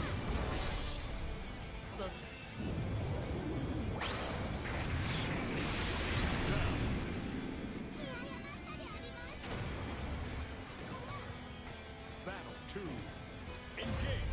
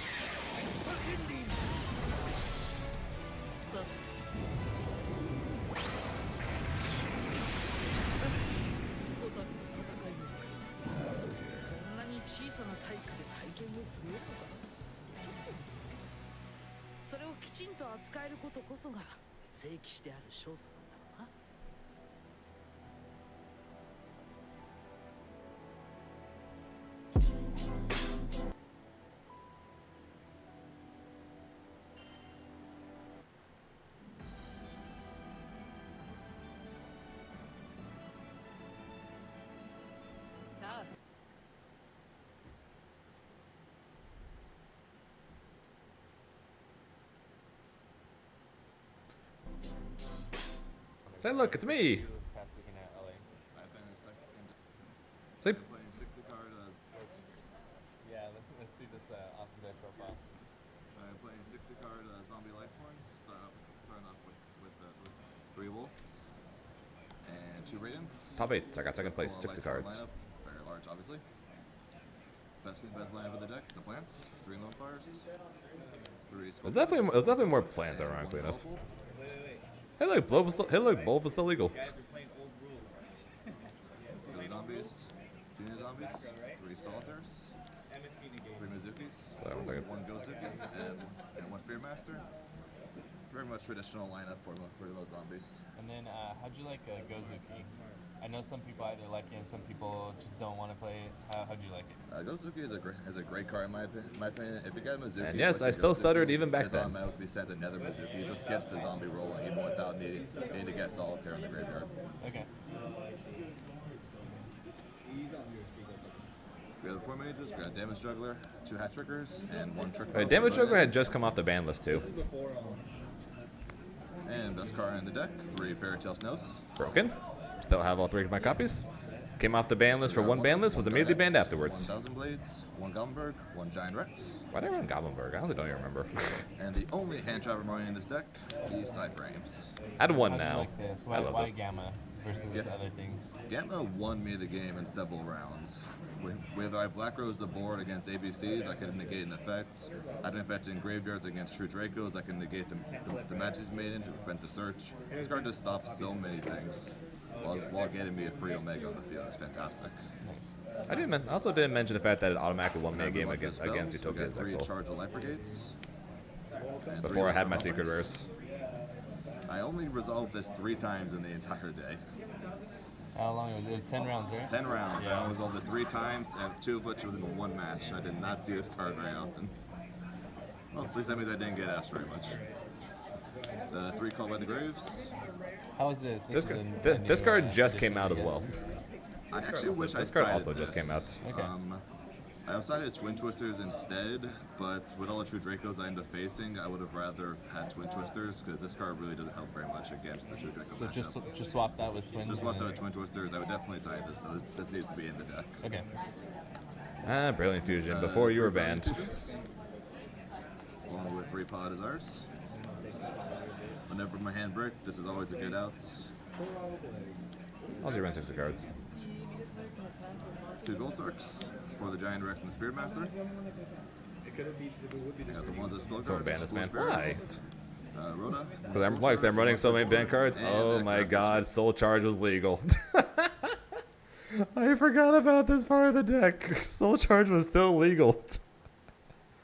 This like we want to talk about broken cards that are in this deck. Soul Charge was something. For the 60 card deck. Nice. How many times did you resolve grass? I resolved this 5 times, one of which for 27 cards, which the guy scooped immediately after hearing that. Yeah, that's crazy. Grass. I miss it. Alright. I'm glad it's legal Yeah, you get, again. extra. I'm sad that it sucks. Let's start with links. We got one Mrs. Radiant, a Borload. Mrs. Radiant, that's what it Yeah, was. sorry, I knew it had Radiant. So our usual one made the most games out of this. It fixes the Thousand hand, it nods. gets me an extra special summon, and the attack point boost actually won me 2 games when we were going to go into time. Just trust me when I say this. Midnight Soul Charge is one of the most broken Yes, we spell got cards singles, ever double released in Omega, Yu-Gi-Oh. A Nature Beast, Trishula. and Hey, Black Rose. this was that too still. That was not first hit, thank you. We got 5 XDs, 1 Minerva, 1 Blaguska, Ah, 1 Minerva. Saber, 1 Nether Banned. Dragon, and 1 Bluetooth and Matarasu. And Never with made this. fusions, we got Seraph Knights. And And banned. then Amaterasu, how often did that come up? Were you able to make that? Because it requires 3, right? 3 level 4s. Yeah, I just crossed 3 level 4s. Is it pretty easy for this deck to? It's very easy to get 3 level 4s out. If you use Fairytale Snow along with a Giant Rex and a Spirit Master with Assault in the graveyard, you can summon 3 level 4s just like that. Okay. And if you make the Amaterasu, you can special summon one level 4s. Never made just it, banish with by the way. Fairytale Snow. Makes sense. Yeah. I'm explaining how Matarasu works. Never made it. We'll go into the side deck. Running 3 anti-spell fragrances, 2 Kaijus, 3 Zaphions, Savion, I forgot about this card. 1 Argeki, 1 Dark Hole, and the surprise of the tournament for me, 2 Zombie Worlds. Suckers. Nice. Zombie World. How was that for you? Zombie World, if I got this off with anti-spell fragrance or with Nature Beast, there was nothing the True Draco player could do. He scooped immediately after that. Also shout outs to the pool tables, and right back here is a bowling alley for where I went for the school I went to. But yeah, so proof that I indeed made top 2 at a regional, and I got a deck profile made for me. Proof. Also, my face was much more round back then. I was like 30 pounds heavier back then, so that helps.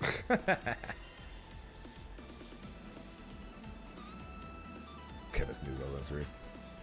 Well, sorry, I was playing so many banned cards back then because that was freaking like 8 years ago.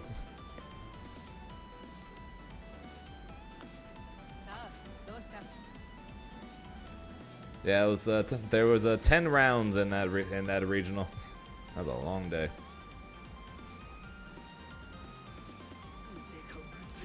I have a real life Shadowverse deck from the first set that came out. Never touched it again. Yep. because California regionals get a lot of entrants, so there were 10 rounds for a regional. So yeah, me plus when did it start? Like 10 in the morning. When did it finish? Like 1 a.m.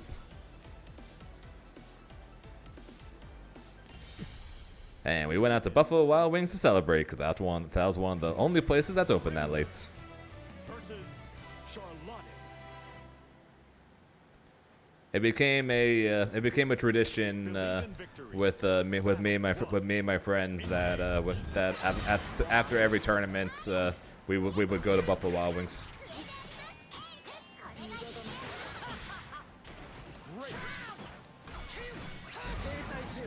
So the tournament would start like at 9 or 10 a.m. and then it would go till 1 a.m. the next day.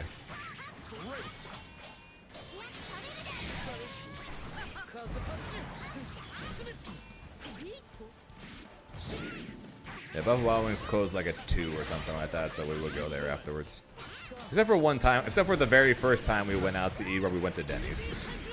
But every other time we went to Buffalo Wild Wings. Back when they had the buffalo mac and cheese.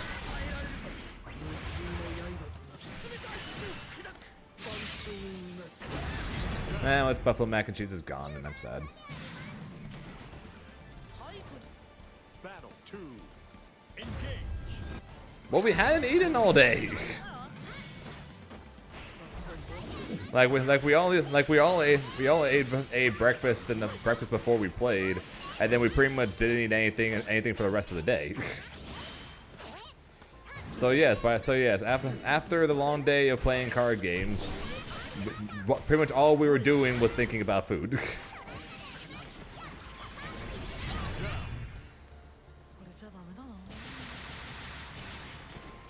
And then we had a Denny's 2 a.m. run. See, that's what we had the first time we did that. After our very first tournament, we went to Denny's because it was open. And then I don't know what caused or what started us going to Denny's, or not Denny's, us going to Buffalo Wild Wings. But like every time afterwards, we always went to Buffalo Wild Wings.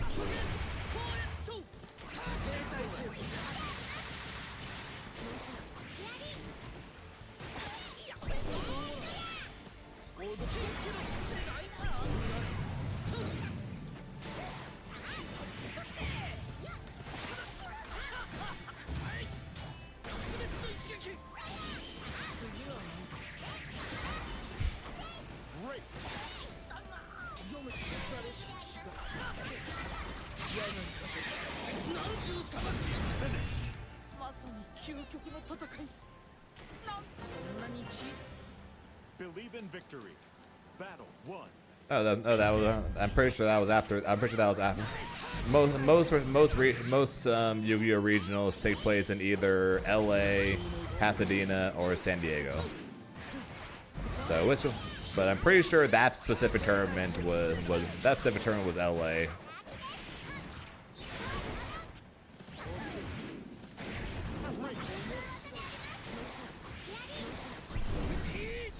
But yeah, so they're cool.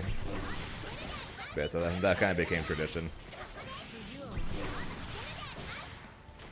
Marvelous.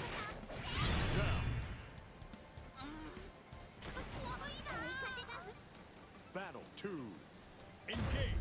Great.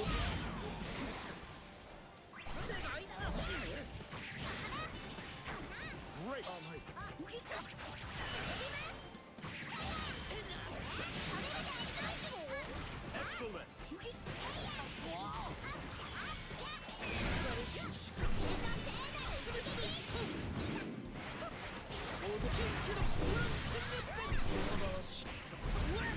Marvelous.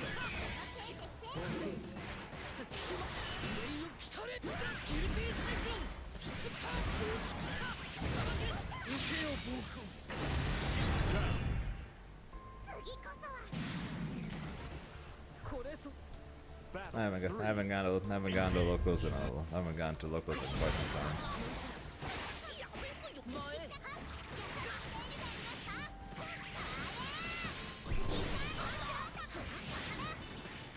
Excellent.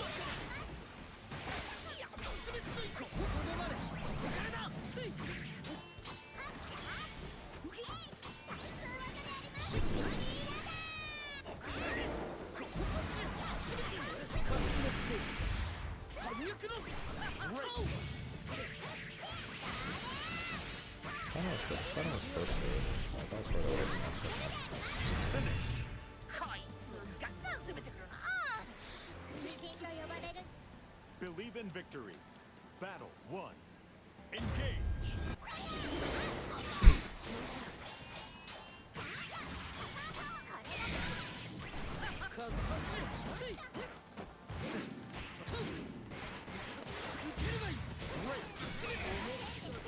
Light Holy Ladder has just allowed I'm sure a lot of players to just get away with mashing whatever the fuck they feel like.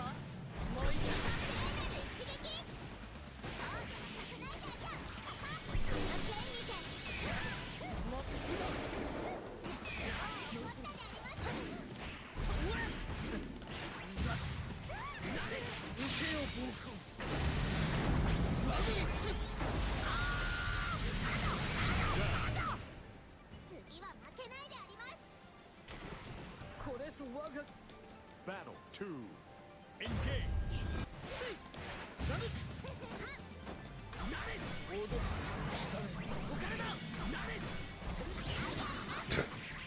Does it the wrong? Oh my god, dude.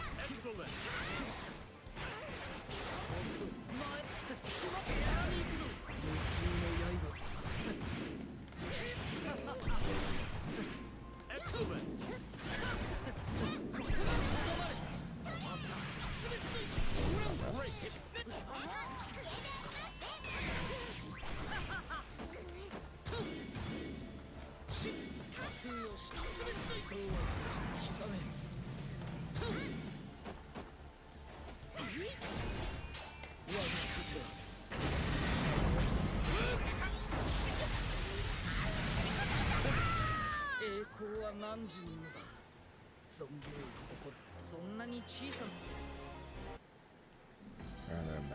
Yeah, told you.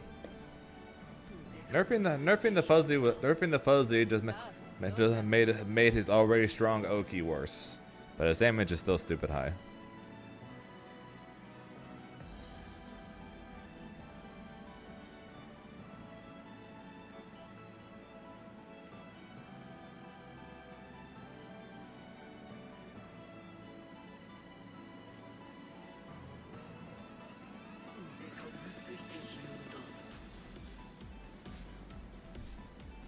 Yeah, pretty much. That's the main downside to it as a Grimnir player.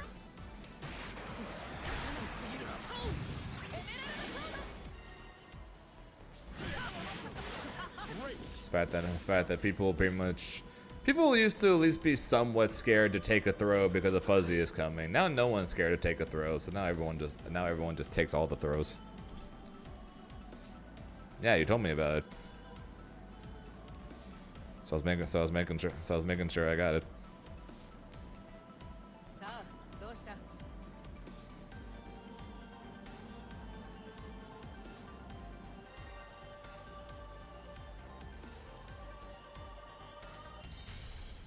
Here begins Fate's episode.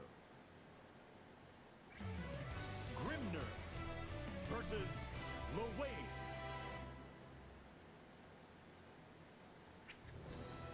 Believe in victory. Battle 1. Engage.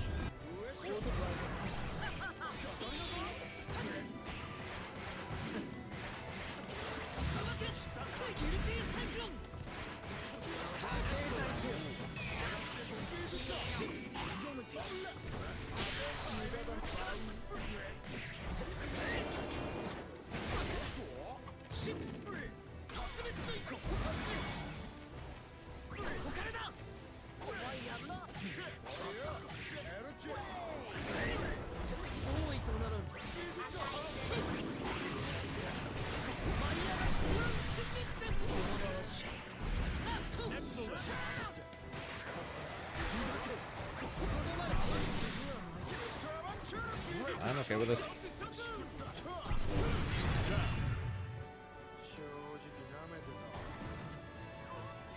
Battle 2. Engage.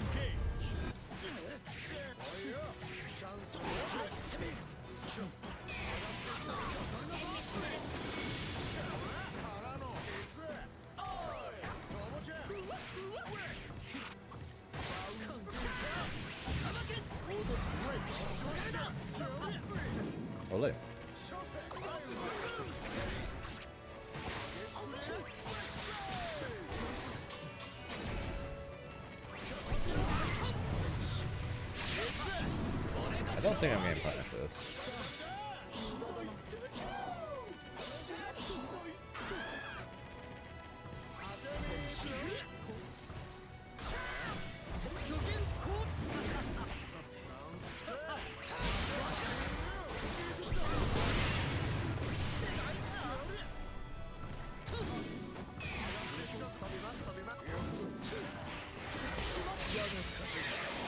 Don't ask me why I did this rather than, you know, a combo.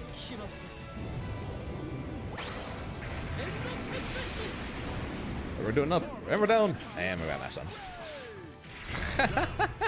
We're going up, we're down. Ah, no. You know, if I did a combo, he would have died, but you know, I just wanted to super. I was confident. We're gonna win the anyways. You know, it's fine. It's fine. It's all good here now. Fine. How are you?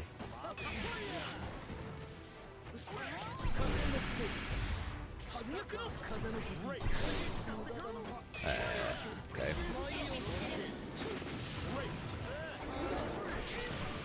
See, I would see. We were fine. We were fine. Believe in victory. Battle 1. Depends on how fast their parries become active. If 9 frames, then yes.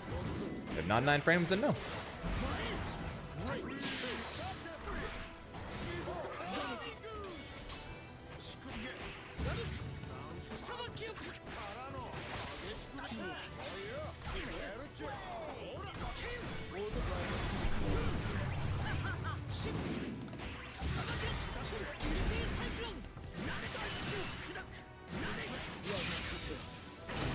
Yep, 9 frames be the magic number to beat the air dash. Don't know that either. Never tried. Battle 2. Engage. Because every parry is frame 1. Interesting. Then yes, you would be able to. Can we dodge it? That is a different question. Something we'll check after this.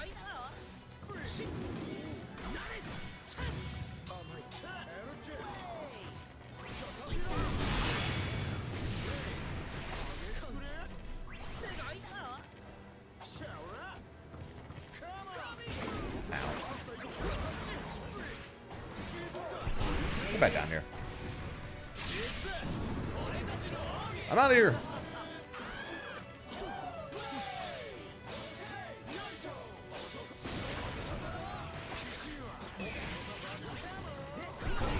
Get back down here. How many times do I have to say it?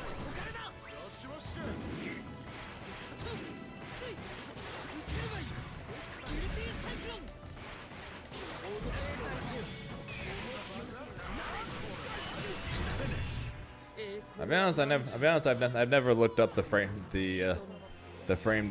data on a parry before, so I honestly would not know.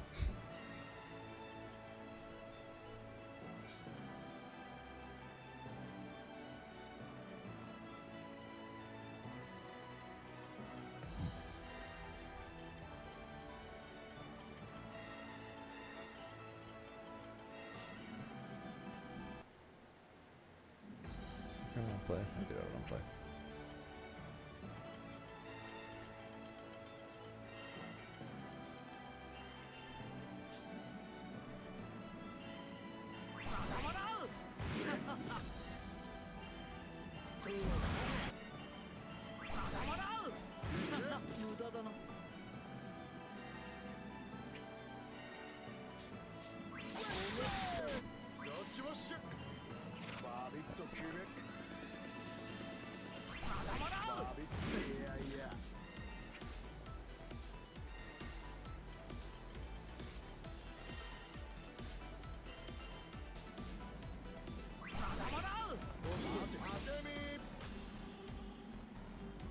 Right, I probably should hit a button afterwards. That'd be smarter. You know, 'cause I don't just fall. I'm dumb.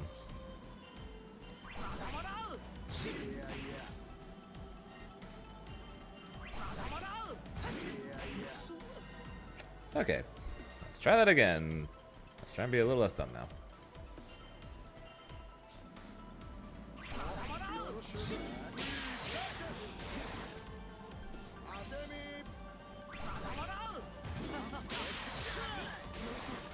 Oh, there you go. No, you cannot.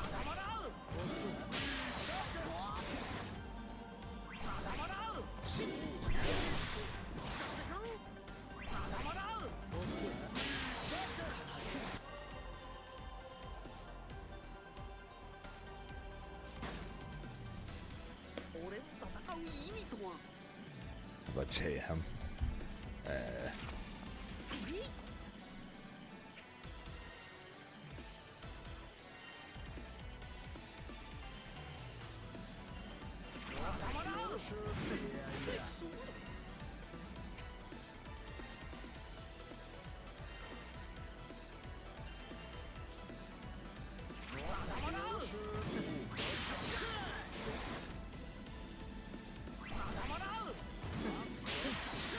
Nope. JM does not help you there, Aqua. Here begins Fate's episode. Charlotte versus Grimner. Yep, that part's true. I heard.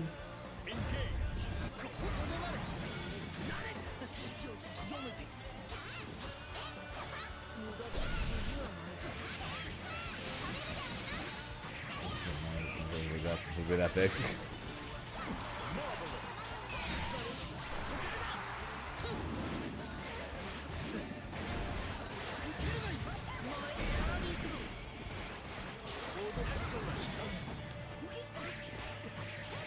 Yeah, Squid. Welcome to learning counterplay against Grimnir, something that people refuse to do.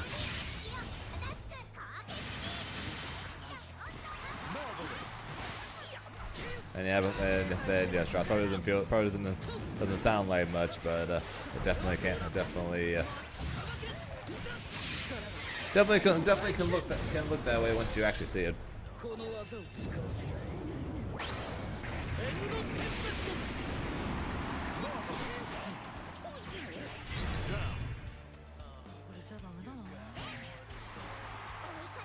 Hits. That's it.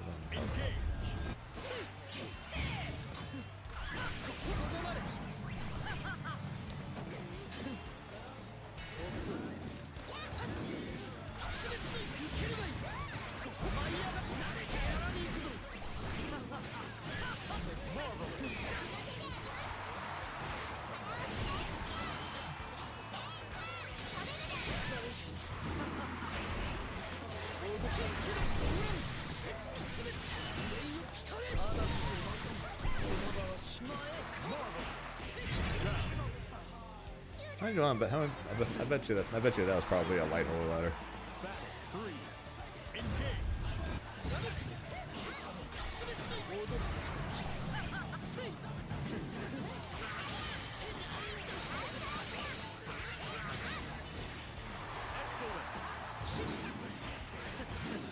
I can jump your throws too, bitch.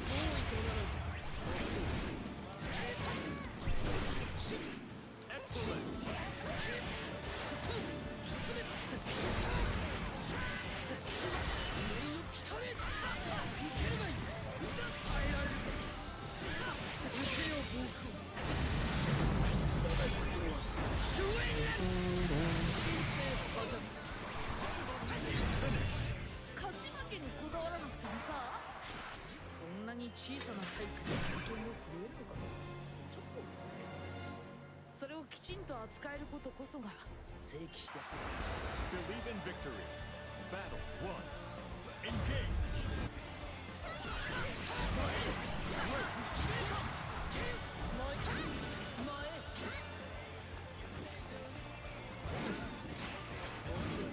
Great.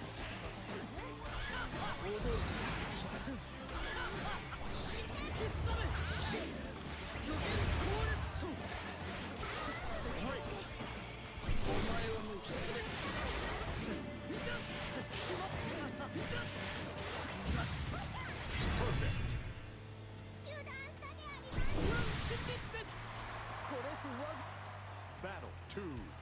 Engage.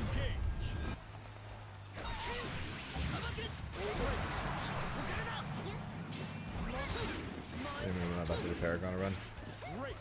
Yeah, I'm definitely far less stressed now than I normally am going to a tournament. Whether that's a good or bad thing, we'll find out. But yep, I'm okay. Enjoy it while it lasts. I'm sure I'll be a mess leading up to Evo.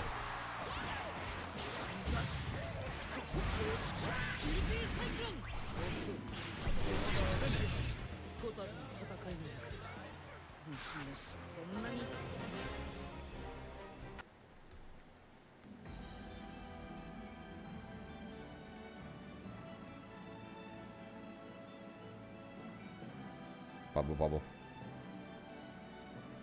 Bubble, bubble, bubble, bubble. But yeah, I'm feeling okay.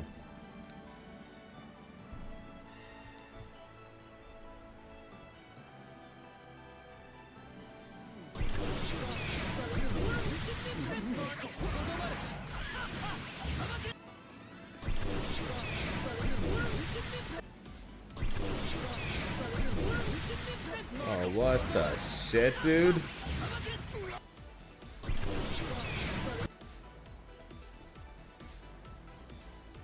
All right.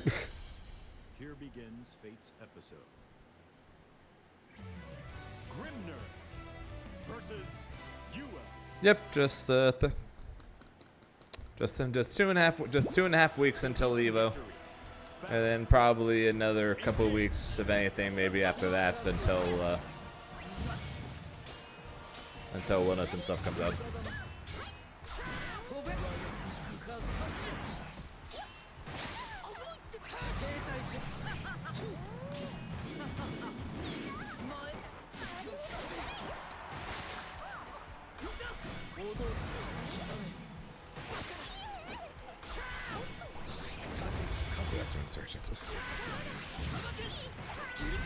Concerning they try.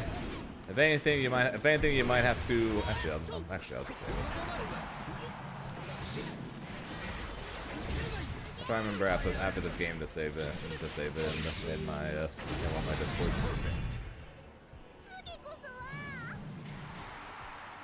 Try to remember that for next time I fight Insurgent.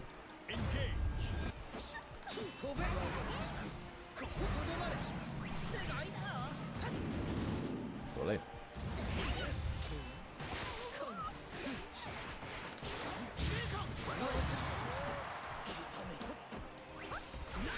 Yep.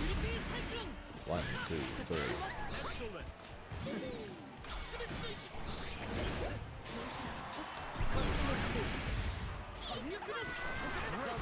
Never mind then.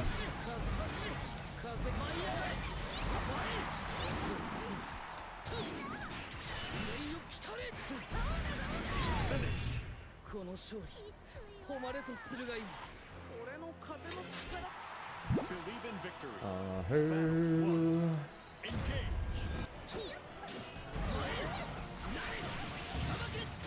There's a shocking amount of EX stance being shockingly low amount of EX stance being used by this duo.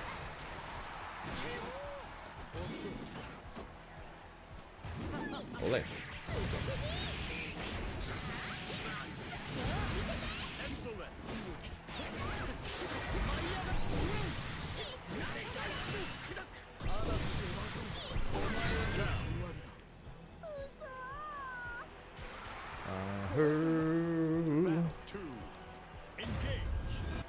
That is fair, Strauss.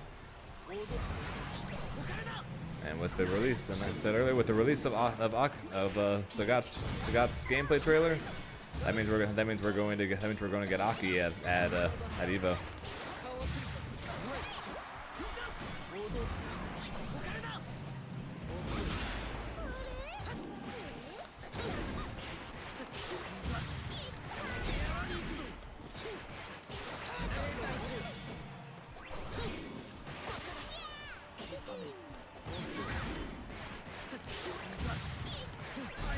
Not Aki, sorry. Hey, not Aki. Sorry. Viper. Where'd I go?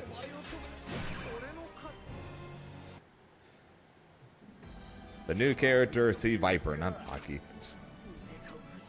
Aki was last. No, not last year's Evo. The year before that Evo. Or was she last year's Evo? Who was last year's Evo? Oh, it might have been Bison. Alright, previous year's Evo was Aki. Previous year's Evo was Aki, sorry. Z Viper is what I mean. Here begins Fate's episode. Percival versus Grimner. Probably use your EX backflip stance thing more, because that shit's like frame 1 invul. So it would help you get out of pressure for probably quite a few characters, not just Grimnir more. Don't use it all the time, but it definitely I think you should definitely use it more than you are currently doing.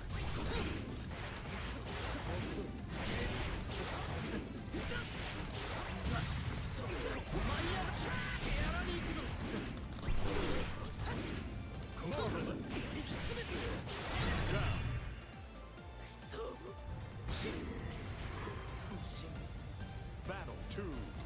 Engage. Yeah, we'll get Viper, we'll get Armor King, we'll get Wilderness. We might get more of Ken.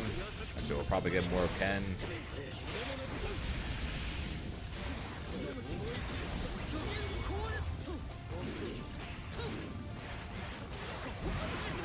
We'll get whoever the Under Knight character is, who I don't know.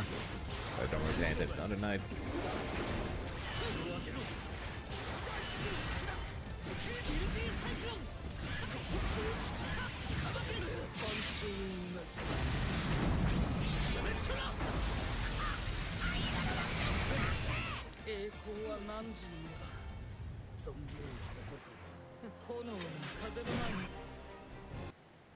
One done. One done. Understandable.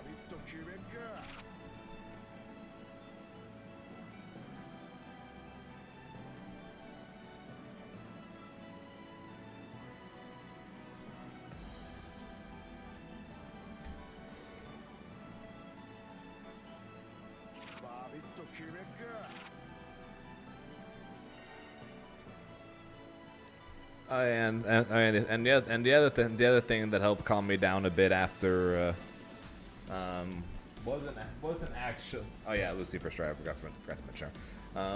The thing I forgot to mention, or should I forgot to mention? I think the main reason why I feel a lot calmer now than I did a week ago, besides just feeling better after winning Paragon, of course, is seeing what the scoreboard looked like.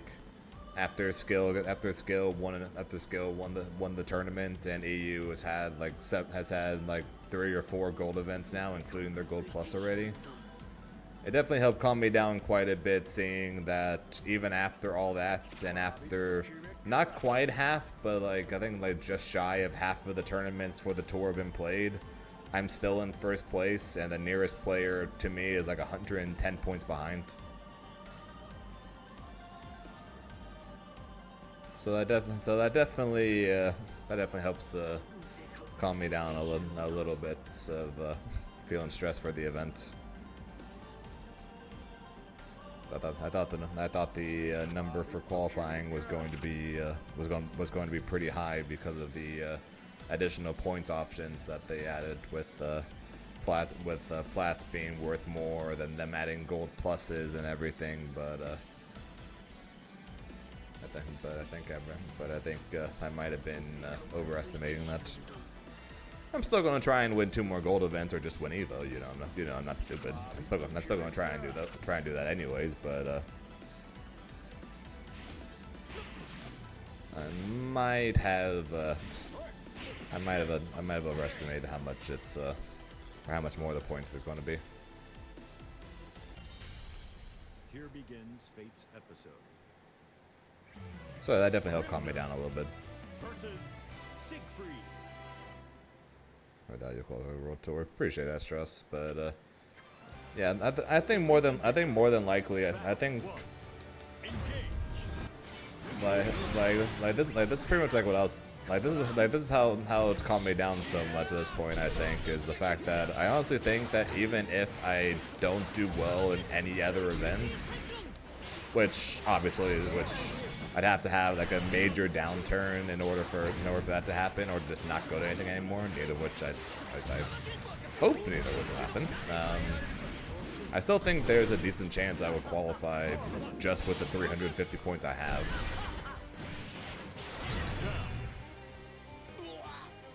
And I think there's actually a decent chance of that. Since so far there have been 11 tournaments, and not a single person is within 100 points of me who hasn't won a platinum event.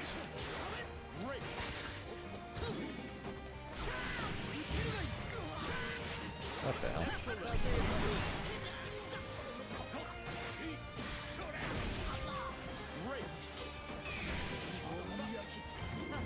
Oops. That was good, Oregon.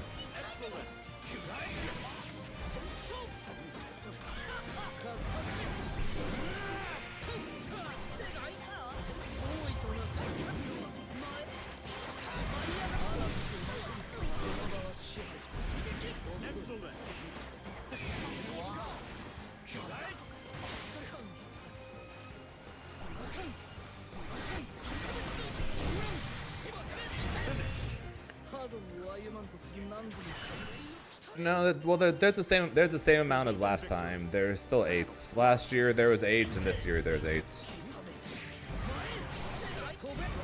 It's just that the amount of Yo, Oregon with the prime. Oregon with the prime. Yo, Oregon. We here at ZNHC know you have many options on where you want to spend your prime 7. Thank you for choosing us. But yeah. So what I was about to say was, there's still the same amount of plat events. It's just that the points for plat events is now more, and then even more so if you take Evo into account. So the Evos into account where they're plat pluses. So second place for those gets like 200 points, compared to second place for Evo or any of their plat events of last year got 100. Or this year, like I finished second at Combo Breaker, which was a plat event, and for that I got 150.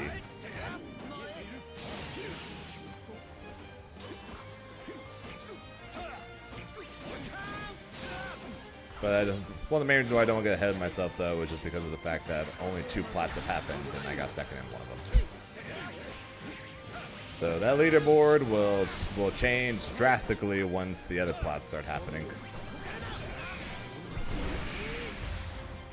There'll be a lot more points from there.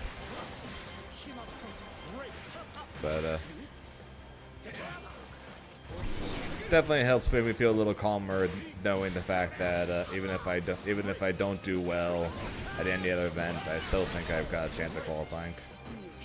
But like I said, that being said, we're gonna keep going. Obviously, we're gonna try and win everything we go to. I ain't gonna try to stop winning.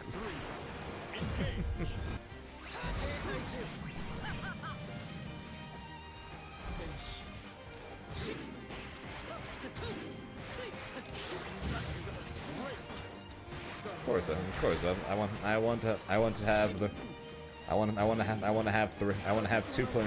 have 2 plat wins and 3 gold wins by the end of the tour.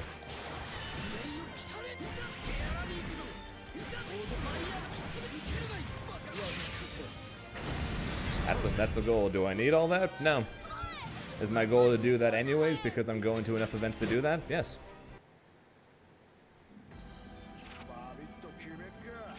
So register if you don't qualify, right?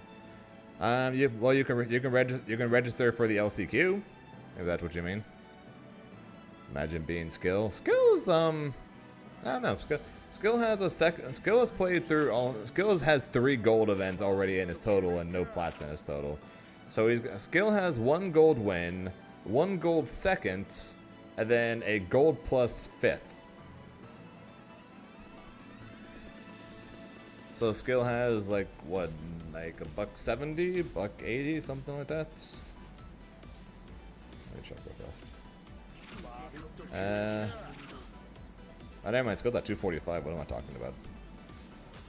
Wait, Skill have 2 wins? Where'd all that come from? Does Skill have 2 wins already?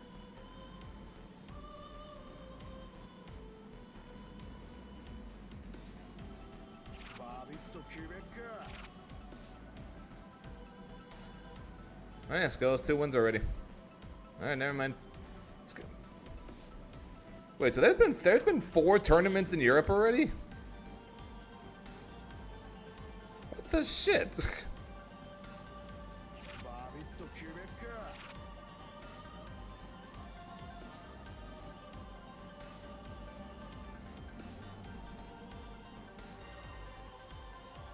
Wait, 5? Hang on. Hang on, I must count things. Okay, 1. Okay, only the best. Mix up. Hessen Crash.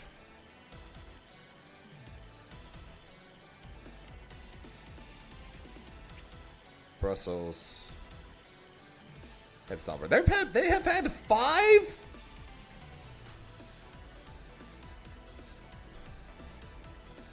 Sounds good. Have a good one, Van Nine. Europe has had 5 gold events already?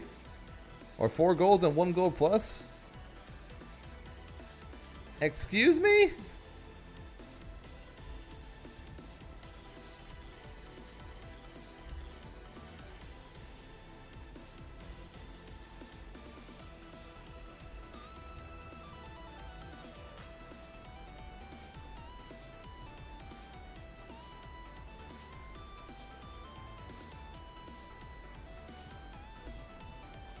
I'm not saying you don't deserve to have at least 5, but half of the they've been right. They've been 11, right? 1, 2, 3, 4, 5, 6, 7, 8, 9, 10. There have been 10 tournaments this tour, and 5 of them have been in Europe already.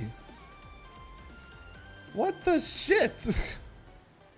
I'm not saying EU doesn't deserve to have a ton of tournaments. I'm not even saying that they deserve to have.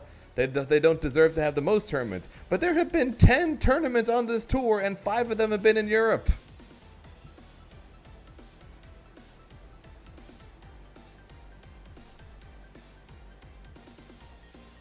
Jesus Christ.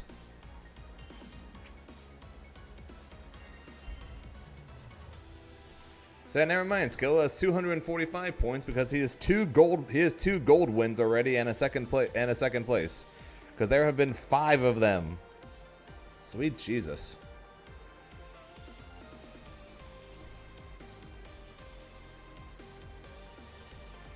The US have had 1 gold event and 1 plat event. You said 5 gold events. What the fuck? What the fuck?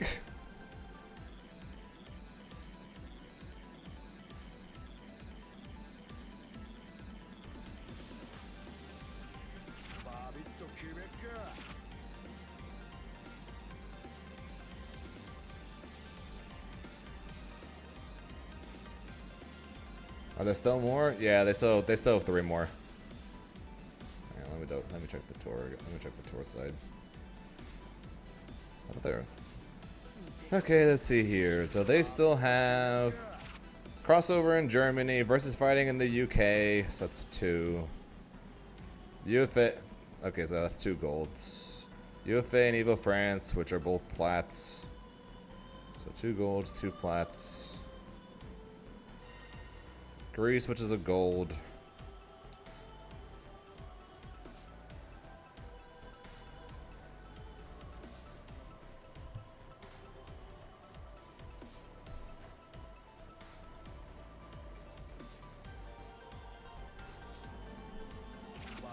Oh man, they have 1 in Austria. Never mind, they still have 4 golds and 2 plats left on the tour.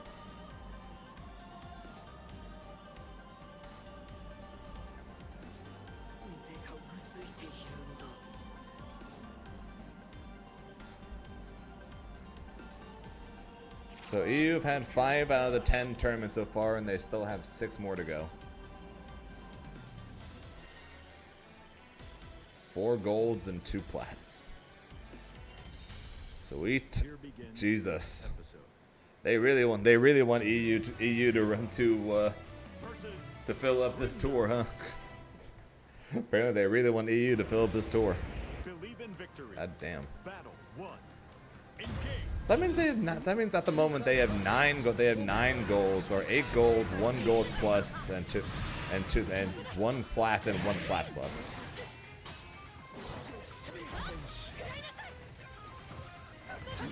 Those are some. That's an insane amount of tournaments. When I think there's like 20. I think right now there's like 29 tournaments or something like that. I think I counted 29 or 30. So that means half. So that means it's actually not too far up. Actually, a third. So that was what, 12 tournaments that you guys have? 11 tournaments. So just shy of half the tournaments. We're gonna be in Europe. Oh, 11 versus 29, so that's definitely more than half. Or it's definitely a few less than half, but still a decent chunk. Battle 2. Yeah, me neither, Ogre. I'm still trying to figure out if I'm going to it.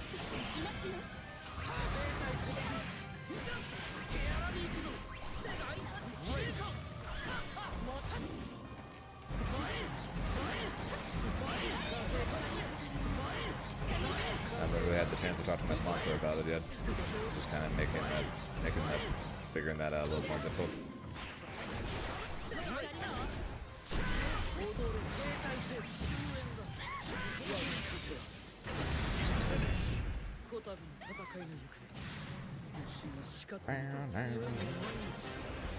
Believe in victory. Battle 1. Engage.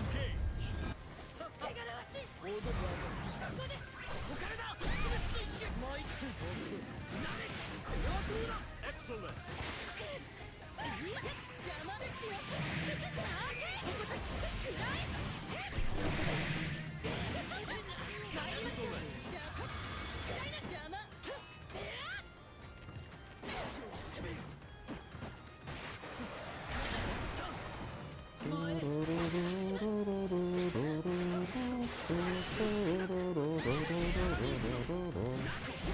Don't ask me why I did this. That doesn't make sense to me either.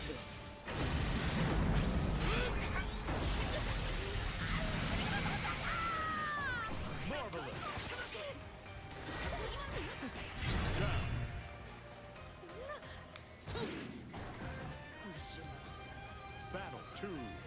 Engage. I'm also surprised that there's no tournaments in Canada. There's two in Mexico, but none in Canada.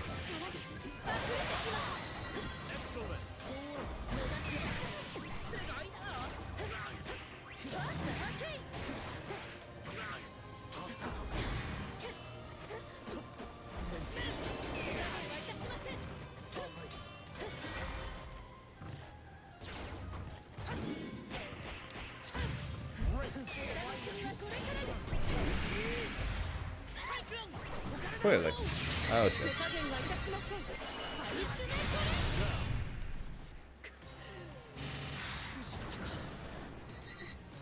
Battle 3. Engage. Man, Ogre really wants to visit Nice. I wonder what's nice about Nice.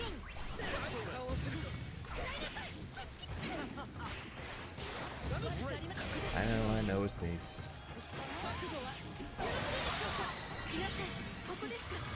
Being sarcastic.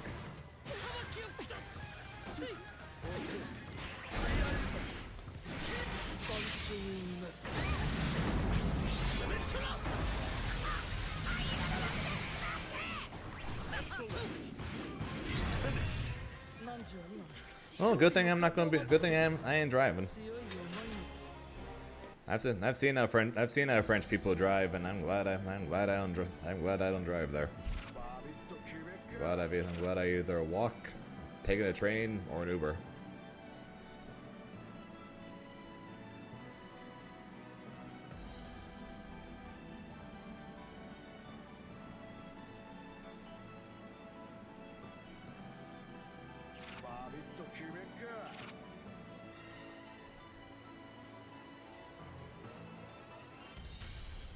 Here begins Fate's episode. Galleon versus Grimner.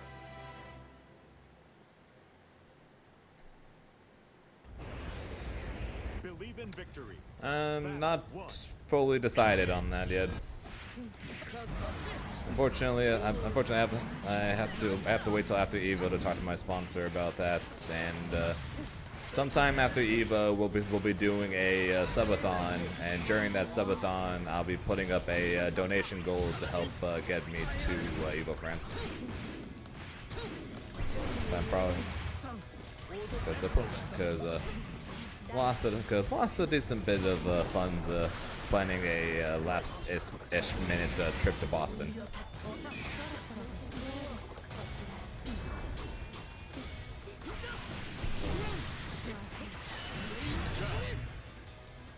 So I'll be setting up a donation goal to help with that, as well as to help increase the time on the subathon. Like I said, we'll be doing that after Evo. So I promised we would do one if we hit 5,000 followers on Twitch, and we're at 5,096, so we're slightly above 5,000.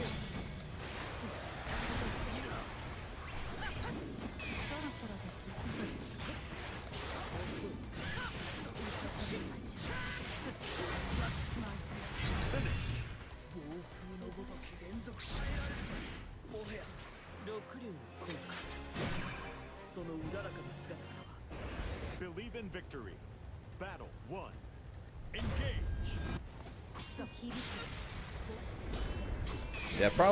Probably next week I'm going to I'll be making a post on Discord and on Twitter asking for advice and thoughts on what to do for the subathon. Goals to set, things to do, etc., etc., etc.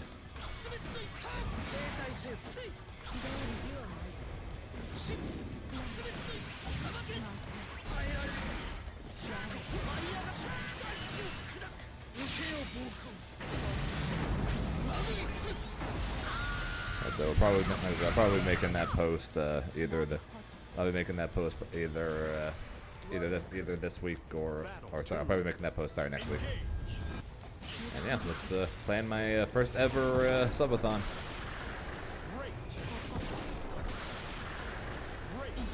And let's try to get me to Evo France, eh?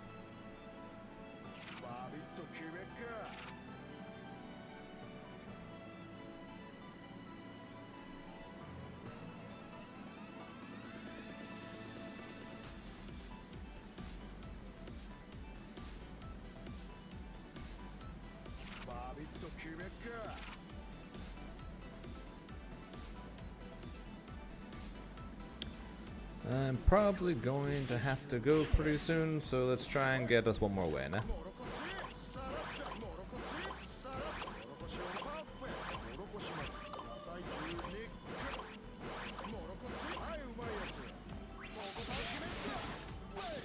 Wait.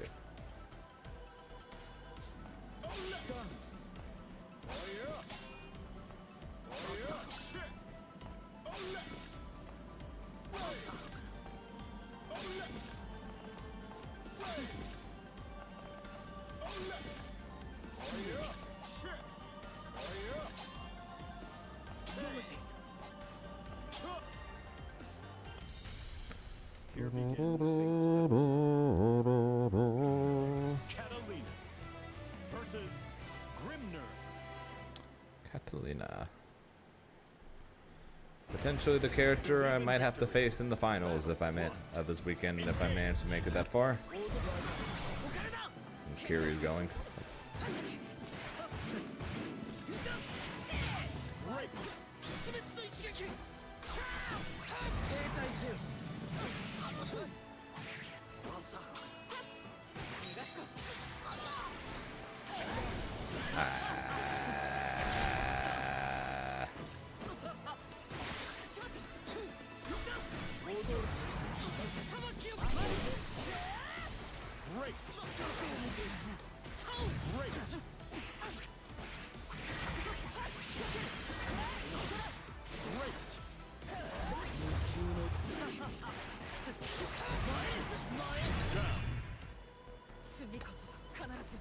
Uh-huh. Battle 2. Engage. Great.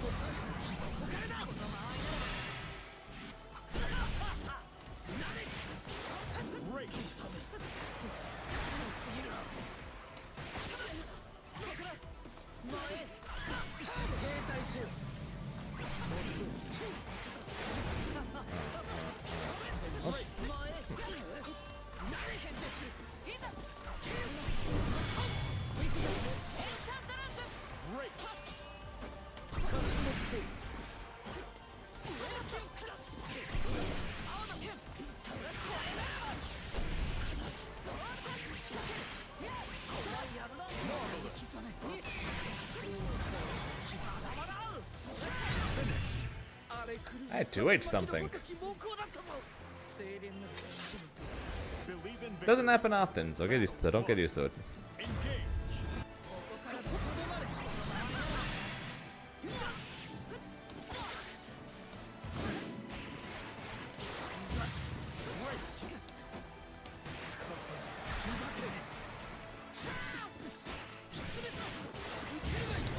That was a lag spike and a half, huh? Holy shit. Oh my lord. Okay, at least it did. You guys seeing this freeze frames? What the hell?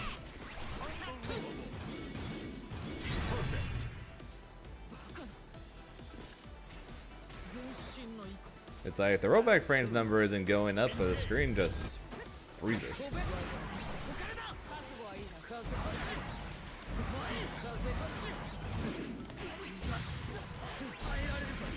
1, 2, 3.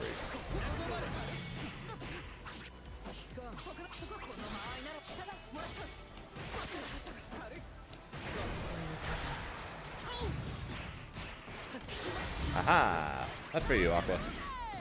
And kick.